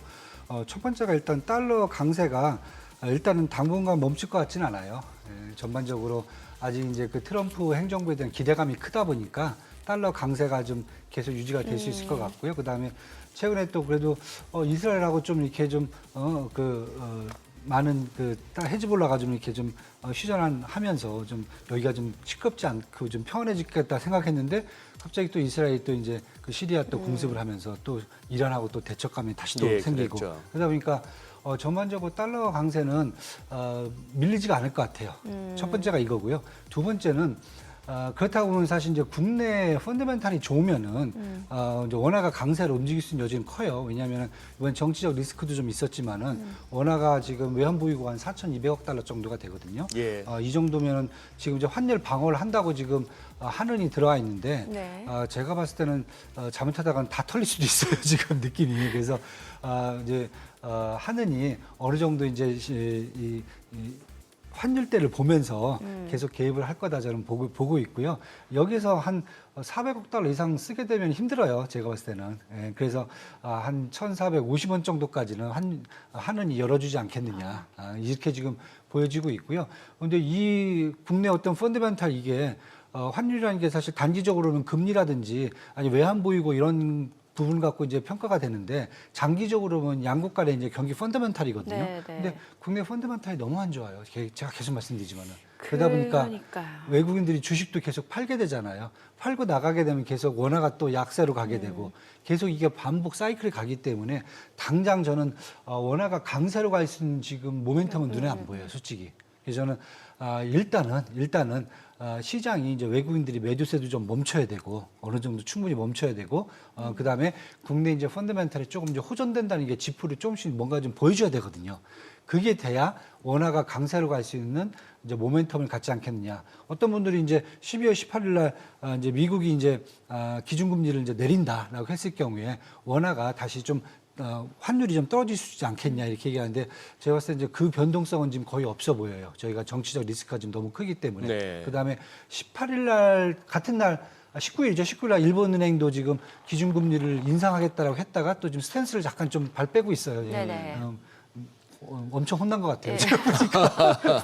예. 그래서 거기도 지금 어떻게 보면 이제 정책적으로 제가 볼 못 이길 것 같아요. 일본 그러니까 분위기 인상 상승 자체가 못 유보될 이길 수 것 같아요. 있다. 예, 그렇게 되면은 지금 원달러 환율 같은 경우는 제가 봤을 때는 지금 1,430, 뭐 6원, 8원 막 왔다 갔다 하는데 한 1,450원까지는 염두에 두시고 플레이를 하셔라. 그래서 저는 그냥 요즘 오시는 분들한테는 단기적으로 제가 아까도 말씀드렸지만 연말까지는 뭐 미국 주시장 랠리 충분히 갈 수 있다. 그다음에 이제 트럼프 행정부 들어오면 그때 보자라고 얘기하는 분들한테는 제가 단기적으로 조금만 들어갔다가 나오실 분들은 환율에서 크게 깨질 것 같지는 않다. 그렇게 영향받을 필요 없다. 예, 그렇게 말씀드리고 만약에 장기로 투자하고 싶으신 분들은 달러로 들어가신 다음에 달러를 계속 갖고 계셔라.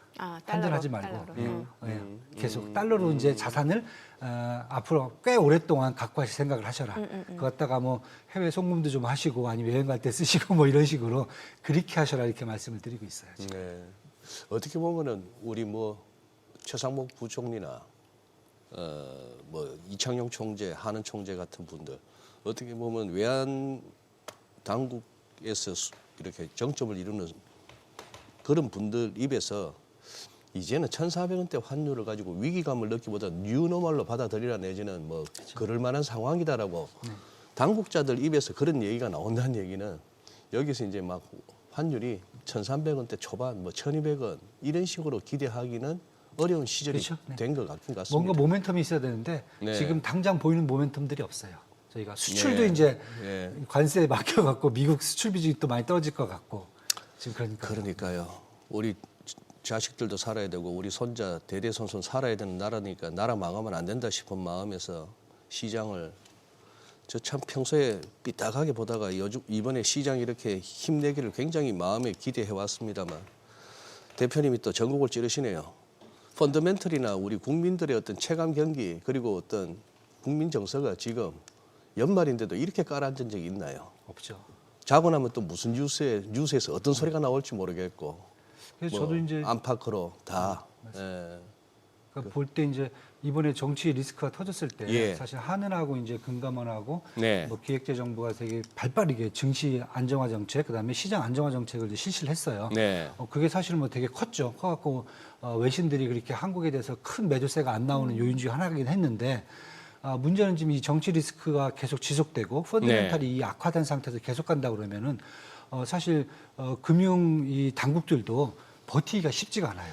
그래요. 네. 그게 힘들어져요. 그래서 저는 될 수 있으면 이제 빨리 이 정치적 위기도 좀 빨리 해소가 돼야 되고 그다음에 뭐 빨리 뭐 현재 리더십이든 뉴 리더십이든 이제 새로운 이제 정책적 모멘텀을 좀 가져갈 수 있게 뭔가 제시를 좀 해줘야 될 것 같아요. 네. 그게 아니면은 저희가 그냥 막연하게 좋아질 거다 이렇게 기대하기는 지금 쉬운 상황 아니다 이렇게 좀 저는 네네. 보고 있습니다. 우리는 누가 대통령 되는 게 중요한 게 아니고 그렇죠. 네. 나라 잘 살게 하고 국민들 편안하게 해주는 사람 대통령 되는 게 최고입니다. 예. 아까 저기 하이닉스 말이죠. 오늘도 잘 가고 있습니다. 2.5% 상승인데 아까 뭐 한 18만 원 기준으로 24만 원이면 한 30% 수익률인데 네. 대표님 그게 걸리는 시간이 얼마 정도 예상하시는데요?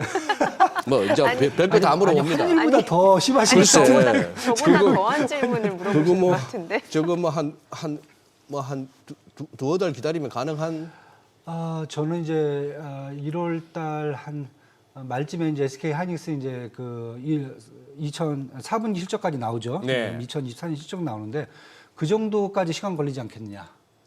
왜냐하면은 그때 실적을 뚜껑을 보면은 지금 제가 알기로도 1분기 실적 보려면 4월 중순은 넘어야 될 것 같은데. 네, 그래서 이제 4분기까지만. 예. 그럼 1월 달에 이제 실적이 나오거든요. 그 정도만 해도 제가 지금 내부적으로 좀 측정하기로는 작년 2023년 대비 2024년 매출액이 하고 영업이익이 전반적으로 한 25%에서 30% 이상 증감으로 지금 나오고 있거든요. 그 정도면은 제가 봤을 때는 그 정도 실적 발표가 나오면은 충분히 제가 말씀드렸던 주가 때 가지 않을까 저는 이제 그렇게 보고 있습니다. 지금. 그렇게 뭐 한 4, 5개월 기다려서 30% 하느니 그냥 정치인 테마주 하나 건드릴까요? 그러면 30% 하루 만에 가는데 대신에 손실 하루 볼 수도 있고. 만에 가는데 하루 만에 못 파세요. 대부분 보면은. 하루 만에 못 팔아요. 예, 유동성이 그만큼 나오질 않아요. 정치 테마주 같은 경우에. 오늘 대표님 보니까 그냥 어제 갑자기 부상한 우원식 관련주를 사오시네. 진짜 의사복만 딱 들시면 그냥 딱이네. 2초 우원식. 참. 네. 참. 테마주가 사실 어떻게 보면 우리 정치의 아킬레스가 될 수도 있어요. 예, 시장이 결국 주식시장이 펀더멘탈로 가야 이 시장이 오래되고 그다음에 오래 갈 수 있고 그다음에 투자가들이 계속 수급이 들어오는 시장이 되거든요. 네. 근데 뭐 미국 시장은 사실 그게 눈에 보이고 그러니까 수급이 계속 들어오잖아요. 뭐 미국 시장에 한국 사람도 들어가고 일본 사람도 들어가고 뭐 아프리카 누구도 들어오고 다 들어오는데 예. 한국 시장은 사실 그게 안 되니까 자꾸 테마주로만 돌게 된다는 것은 그 시장의 수급뿐만 아니라 펀드멘탈 다 안 좋다는 얘기거든요. 그렇죠. 예, 그렇게 보이죠. 알겠습니다. 오늘 내용 잘 들었습니다. 고맙습니다. 네, 감사합니다.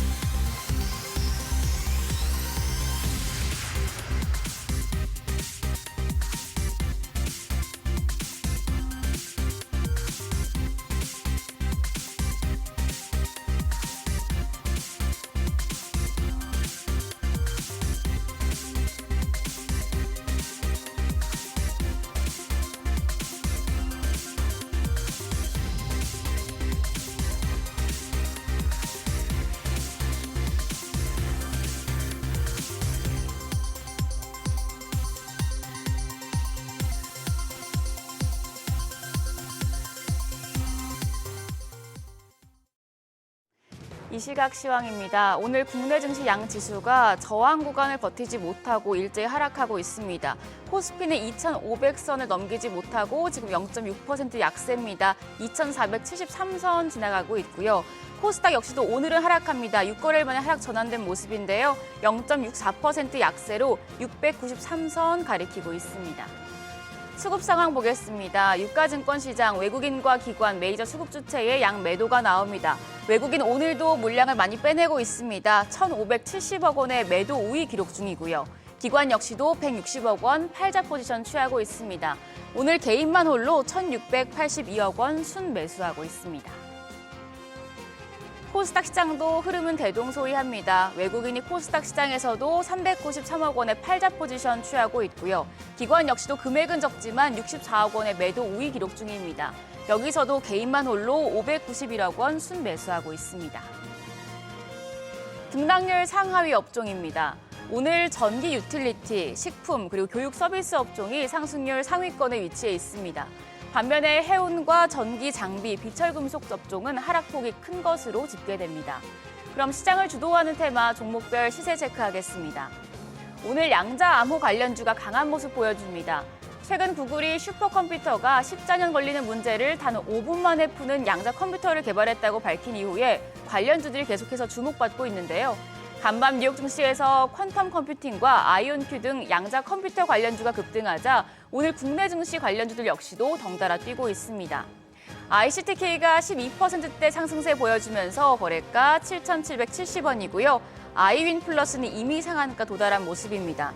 더불어서 KCS가 1.87% 오름세로 11,460원, 드림시큐리티가 3.2% 강세로 현재 거래가 3,850원이고요. 코위버가 6.54% 올라갑니다. 5,210원대에 거래되고 있습니다. 간밤에 브로드컴이 엔비디아를 위협하는 기업으로 부상하면서 2거래일 연속 급등하자 브로드컴과 관련된 섹터들이 모두 들썩이고 있습니다. 우선 온 디바이스 AI 관련주 상승하고 있는데요. 퀄리타스 반도체가 6% 넘게 올라가고요. 제주 반도체 5.78% 강세로 거래가 9,700원. 가온칩스가 5%대 오름세 보여지면서 37,100원에 거래되고 있습니다. 더불어서 리노공업 2거래일 연속 올라갑니다. 5.83% 강세로 현재 거래가 18만 6,900원이고요. HP, SP까지도 4.61% 강세 기록 중입니다. 오늘 시스템 반도체 쪽도 좋습니다. ICTK 여전히 11%대 오름세 지속 중이고요. 퀄리타스 반도체도 시스템 반도체에 해당하는데 6.3% 강세 보여주고 있습니다. 자람 테크놀로지입니다. 13.25% 급등하면서 거래가 45,300원이고요. 아이언 디바이스가 10% 넘는 오름세 보여주면서 4,400원. 그리고 가온칩스 5%대 오름세 유지하고 있습니다. 한편 어제 시간의 거래에 이어서 우크라이나 재건 관련주가 강세 기록 중입니다. 도널드 트럼프 미국 대통령 당선인이 대선 승리 후 첫 기자회견에서 우크라이나 전쟁을 끝내기 위해 러시아와 우크라이나 양국 정상과의 대화하겠다는 뜻을 밝힌 영향인데요. 오늘 관련주 중에서는 삼부토건 3.3% 오름세고요. 케인도 3.82% 강세 보여줍니다. 거래가 5,030원. HD 현대건설 기계입니다. 1.47% 상승하고 있습니다. 휴림 네트워크스는 보합이고요. SG가 0.46% 소폭 올라가면서 거래가 3,260원대 나타내고 있습니다. 오늘 지수 하락하고 있고 특히 코스닥 같은 경우에는 6거래일 만에 지금 약세 흐름 보여주고 있는데요. 그럼 오늘장에서 눈여겨볼 업종 어떤 게 있을지 그리고 시장 대응 전략까지 알아보겠습니다. 오늘은 트러스트 투자자문 김현호 자문역 나오셨습니다. 어서 오세요. 안녕하세요.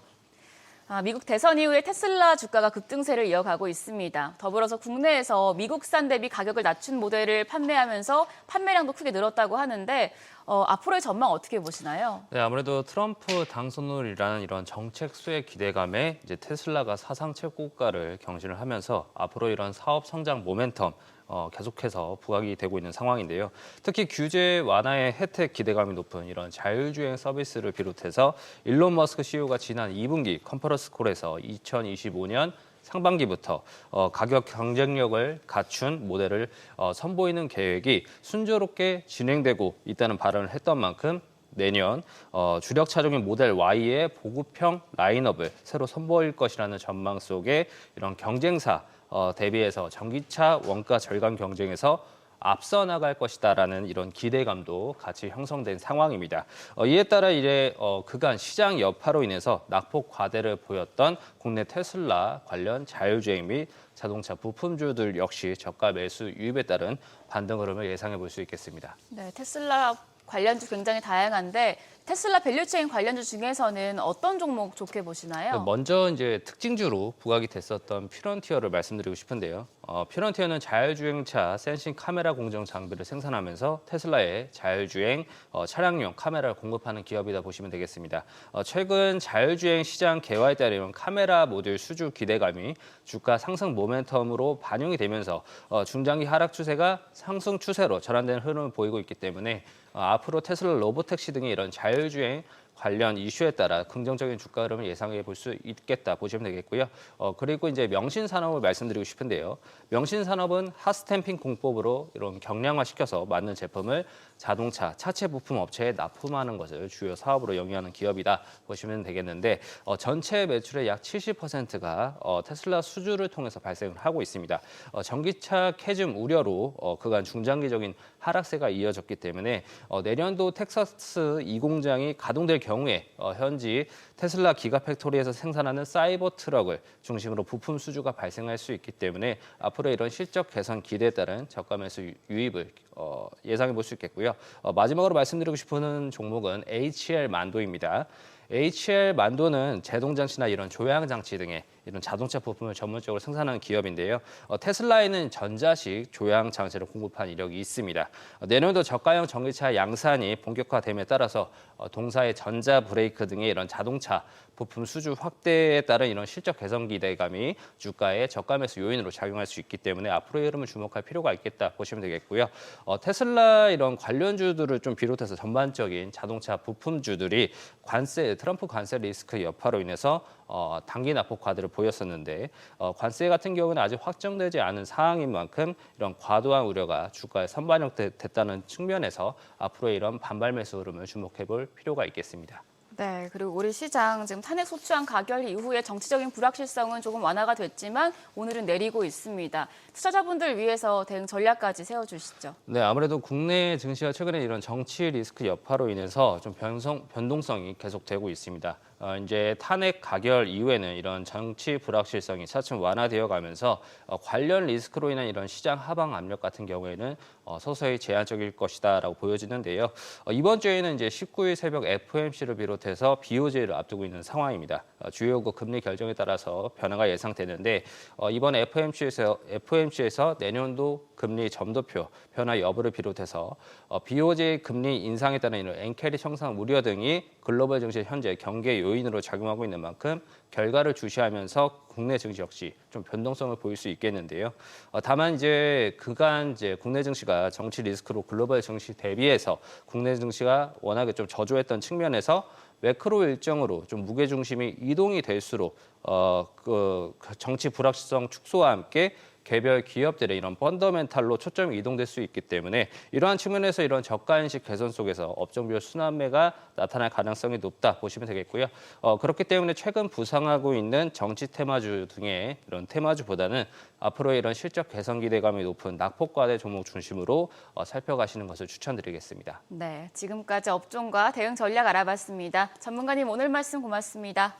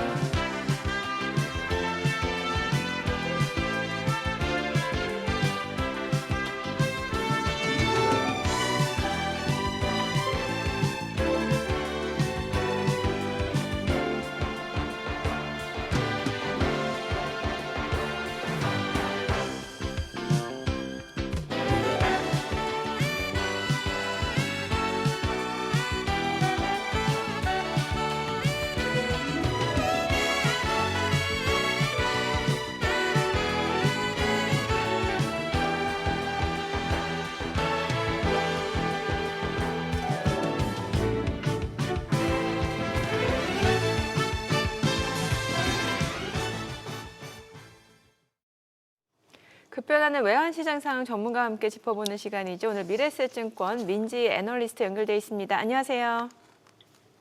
네, 안녕하세요. 네, 민영구님, 오늘 어떤 소식 준비해 주셨나요? 네, 지난주 후반에 그 탄핵 소추안이 가결되면서 이 달러 환율의 급등세가 좀 진정될 거라는 또 전망이 나오고 있는데요. 그래서 오늘은 좀 환율의 흐름과 그리고 외환 시장에 좀 영향을 줄 수 있는 이번 주에 예정되어 있는 빅 이벤트 정도로 말씀드리도록 하겠습니다. 네, 이제 지난 토요일 윤석열 대통령 탄핵 소추안 가결이 됐는데 그 이후 달러 환율 흐름은 어땠나요? 정치적인 불확실성이 좀 완화됐기 때문에 일단은 1,430원에서 1,440원 정도 사이에서 좁은 범위 내에 좀 등락하는 흐름을 기록을 하고 있고, 이번 주에 FOMC 회의가 예정이 되어 있기 때문에 이 연준의 통화정책 회의에 대한 좀 경계심을 반영을 하면서 1,435원을 중심으로 횡보하는 모습을 현재까지 보여주고 있습니다. 네. 자, 이제 이번 주는 국내 정치 이슈보다도 또 글로벌 이슈에 조금 더 주목할 때가 아닌가 싶기도 한데요. 미 연준 FOMC하고 BOJ 통화정책 회의가 연달아 예정되어 있습니다. 환율 어떻게 반응할 걸로 예상하십니까? 일단은 FOMC 회의에서는 25bp 금리 인하가 예상이 되는 상황이고, 그리고 이 12월이라고 하면 분기 말 통화정책 회의가 되는데, 이 분기 말마다 연준은 점도표를 통해서 향후에 금리 인하 경로, 또 포워드 가이던스를 제시를 하게 되는데, 이번에 이 금리 인하가 경로가 제시되는 포워드 가이던스에서는 지난번에 제시했던 것보다 금리 인하 폭이 약간 축소되는, 그러니까 내년도에 예상되는 금리 인하 폭이 좀 축소된다라고 하는 메시지가 좀 나타날 것으로 예상이 됩니다. 그러니까 이런 금리 인하 폭의 축소는 사실 채권의 금리의 상승 또는 달러 강세 압력으로 좀 작용할 수가 있겠는데 이런 이제 예상되는 FOMC 회의의 결과들은 어느 정도 금융시장에 좀 상당 부분 선반영이 되어 있다라고 평가를 하고 있습니다. 그래서 일단은 FOMC 회의 결과를 확인을 하고 나서는 달러 환율이 지금 현재 수준보다는 레벨을 조금 더 낮춰서 하락하는 흐름을 나타내지 않을까 저희는 그렇게 보고 있습니다. 네, 지금 뭐 대내외적 불확실성이 여전한 상황인데 내년 환율 방향에 대해서 전문가들 의견도 좀 분분한 것 같습니다. 혹시 달러 환율이 1,400원 아래로 언제쯤 내려올 수 있다라고 보시나요? 일단은 지금 환율에 상당 압력으로 작용하고 있는 여러 가지 요인들이 있겠지만 일단은 가장 첫 번째로는 지금 현재 우리나라의 또 정치적인 불확실성이 상존해 있다라고 하는 부분이 있고 그다음에 미국의 금리 인하 기대폭이 축소되고 있다라고 하는 내용이 있고요.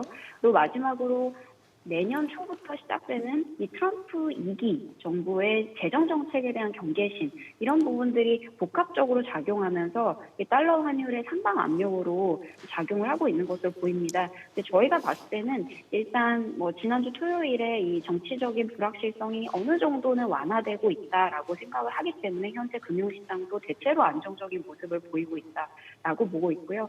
그래서 이런 이제 정치 불안의 문제가 약간의 완화되는 장세로 갈 것이고 그리고 내년에 계속해서 미국의 인플레이션 둔화를 좀 확인할 가능성이 높다고 보여집니다. 그래서 다시 한번 연준의 금리 인하 기대가 지금은 약간 축소되어 있는 상황이지만 미국의 인플레이션 둔화가 재확인이 되고 그리고 저희 미래에셋증권 같은 경우에는 이 트럼프 정책에 대한 좀 우려 또는 불확실성 이런 부분이 되게 많다라고 생각을 하지만 지금은 미국의 인플레이션이 약간의 높은 상황을 유지하고 있기 때문에 시장 상황을 봐가면서 트럼프의 정부 정책들이 대체로 그래도 우려했던 것보다는 약간 온건하게 이렇게 진행될 가능성이 높다고 생각을 합니다. 그래서 전반적으로 봤을 때 연준의 금리 인하 기대가 조금씩 회복되는 그런 모습을 보이면서 내년 초에는 환율이 좀 내려가는 1,400원 아래로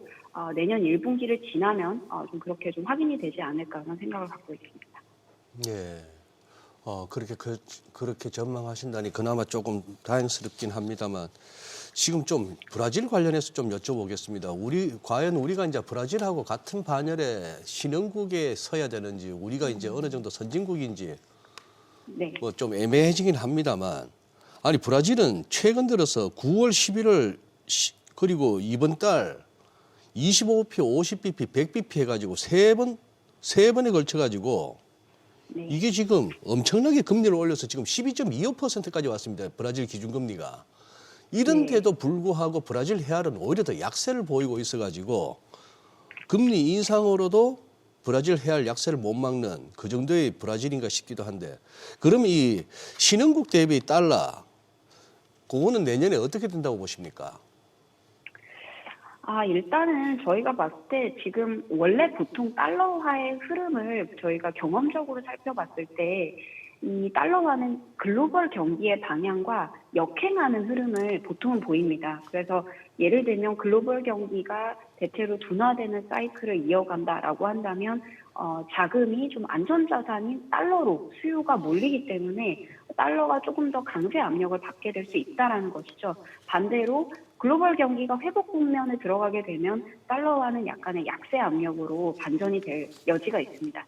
그래서 정리를 하면 말씀해 주신 대로 브라질과 같은 이런 신흥국 국가들은 현재 인플레이션이라던가 여러 가지 불확실성, 정치적인 불확실성 이런 문제로 기준금리 인상을 통해서 통화 가치를 좀 방어하려고 하는 움직임들이 보이고 있긴 하지만 사실 우리나라 같은 경우에는 지금 뭐 국가 신용등급도 지난주에 글로벌 신평사가 얘기한 바에 따르면은 그래도 한국의 국가 신용등급은 상당히 안정적이다라는 얘기를 하고 있기 때문에 원화가 다른 뭐 신흥국 국가들의 통화들처럼 급격하게 약세를 나타내거나 뭐 이렇게 갈 가능성은 저희가 봤을 때는 그렇게 높지 않다라는 생각이고요.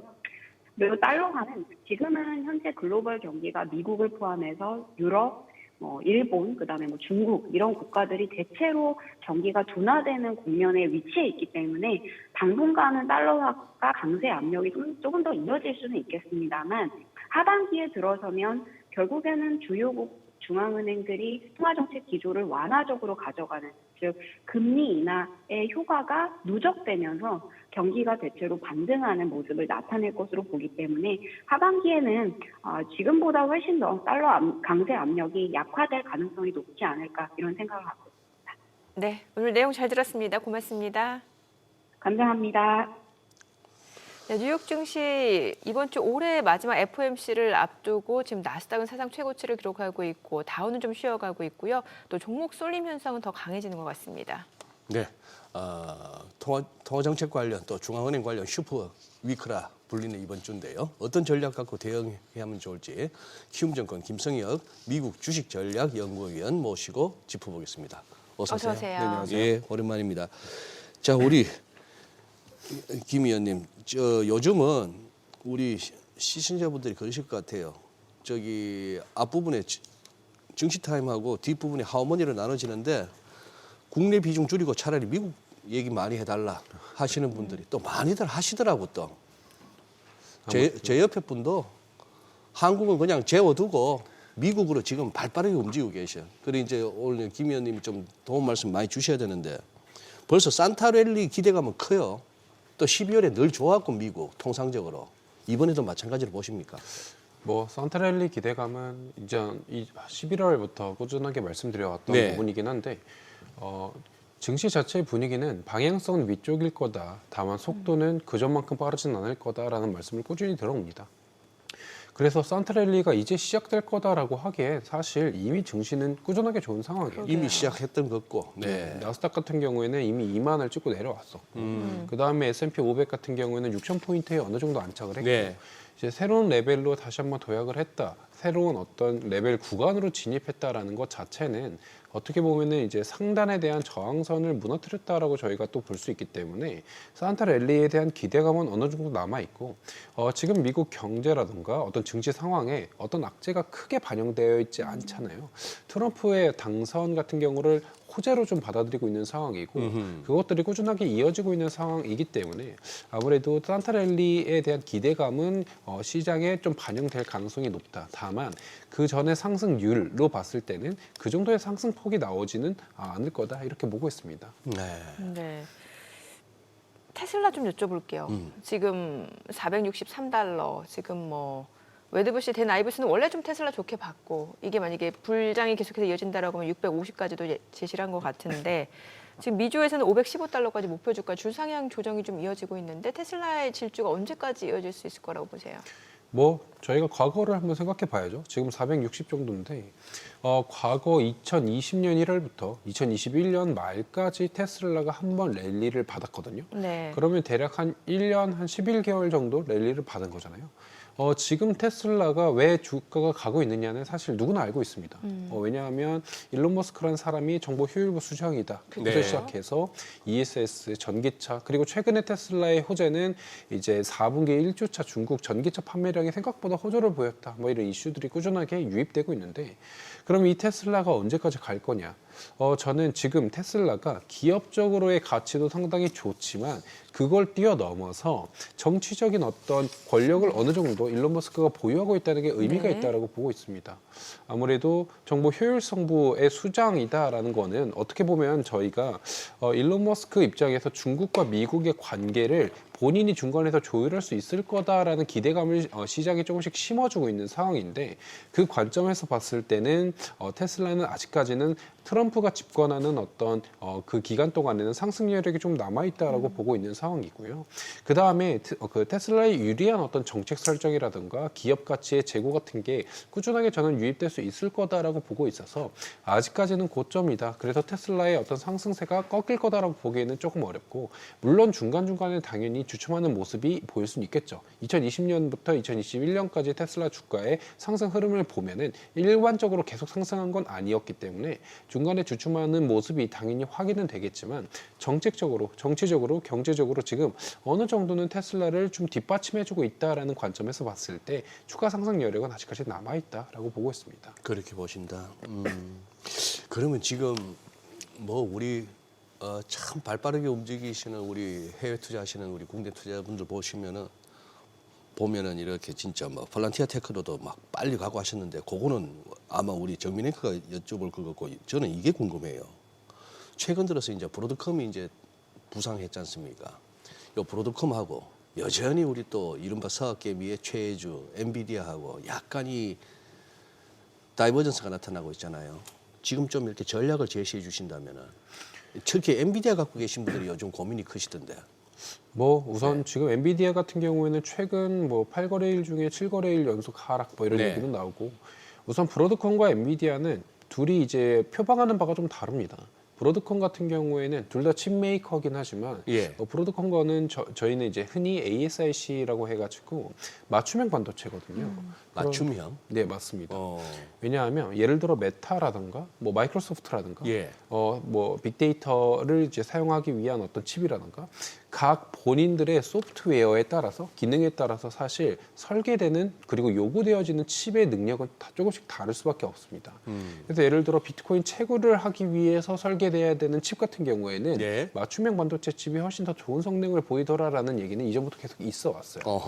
근데 엔비디아 같은 경우에는 이제 공장에서 만들어서 이제 기성품인 거잖아요. 어떻게 보면. 그러니까 정장으로 따지면 맞춤형 정장이냐 아니면 기성품 정장이냐의 차이인 건데 사실 아무리 좋은 맞춤형 정장이 아니고 기성품 정장이라도 내 몸에 꼭 맞는 맞춤형이 나한테 조금 더 예뻐 보일 수 있다는 거죠. 이제 그런 차원에서 브로드컴이 최근에 맞춤형 반도체 시장에서 조금 더 점유율을 높여가면서 관련된 시장이 뜨고 있는 상황인 것 같고요. 그런 어떤 브로드컴 관련된 칩 메이커가 좀 잘 나가는 상황 속에서는 엔비디아 같은 경우에는 상대적으로 좀 최근에 이제 중국 관련된 반도체 뭐 독점법이라든가 아니면 반도체 수출 규제라든가 여러 가지 이슈들로 인해서 좀 힘들어 보이는 상황인 건데 그럼 두 개의 어떤 다이버전스는 분명하게 확인이 됩니다. 다만 엔비디아가 그러면 이제 끝나느냐? 사실 양복이라는 것도 아까 제가 비유를 들었지만 양복이 없는 사람한테는 기성품 양복이라도 필요합니다. 그럼요. 반도체가 상당히 더 많이 필요해진 상황에서 이제 ASIC 맞춤형 반도체는 대량 생산을 할 수가 없거든요.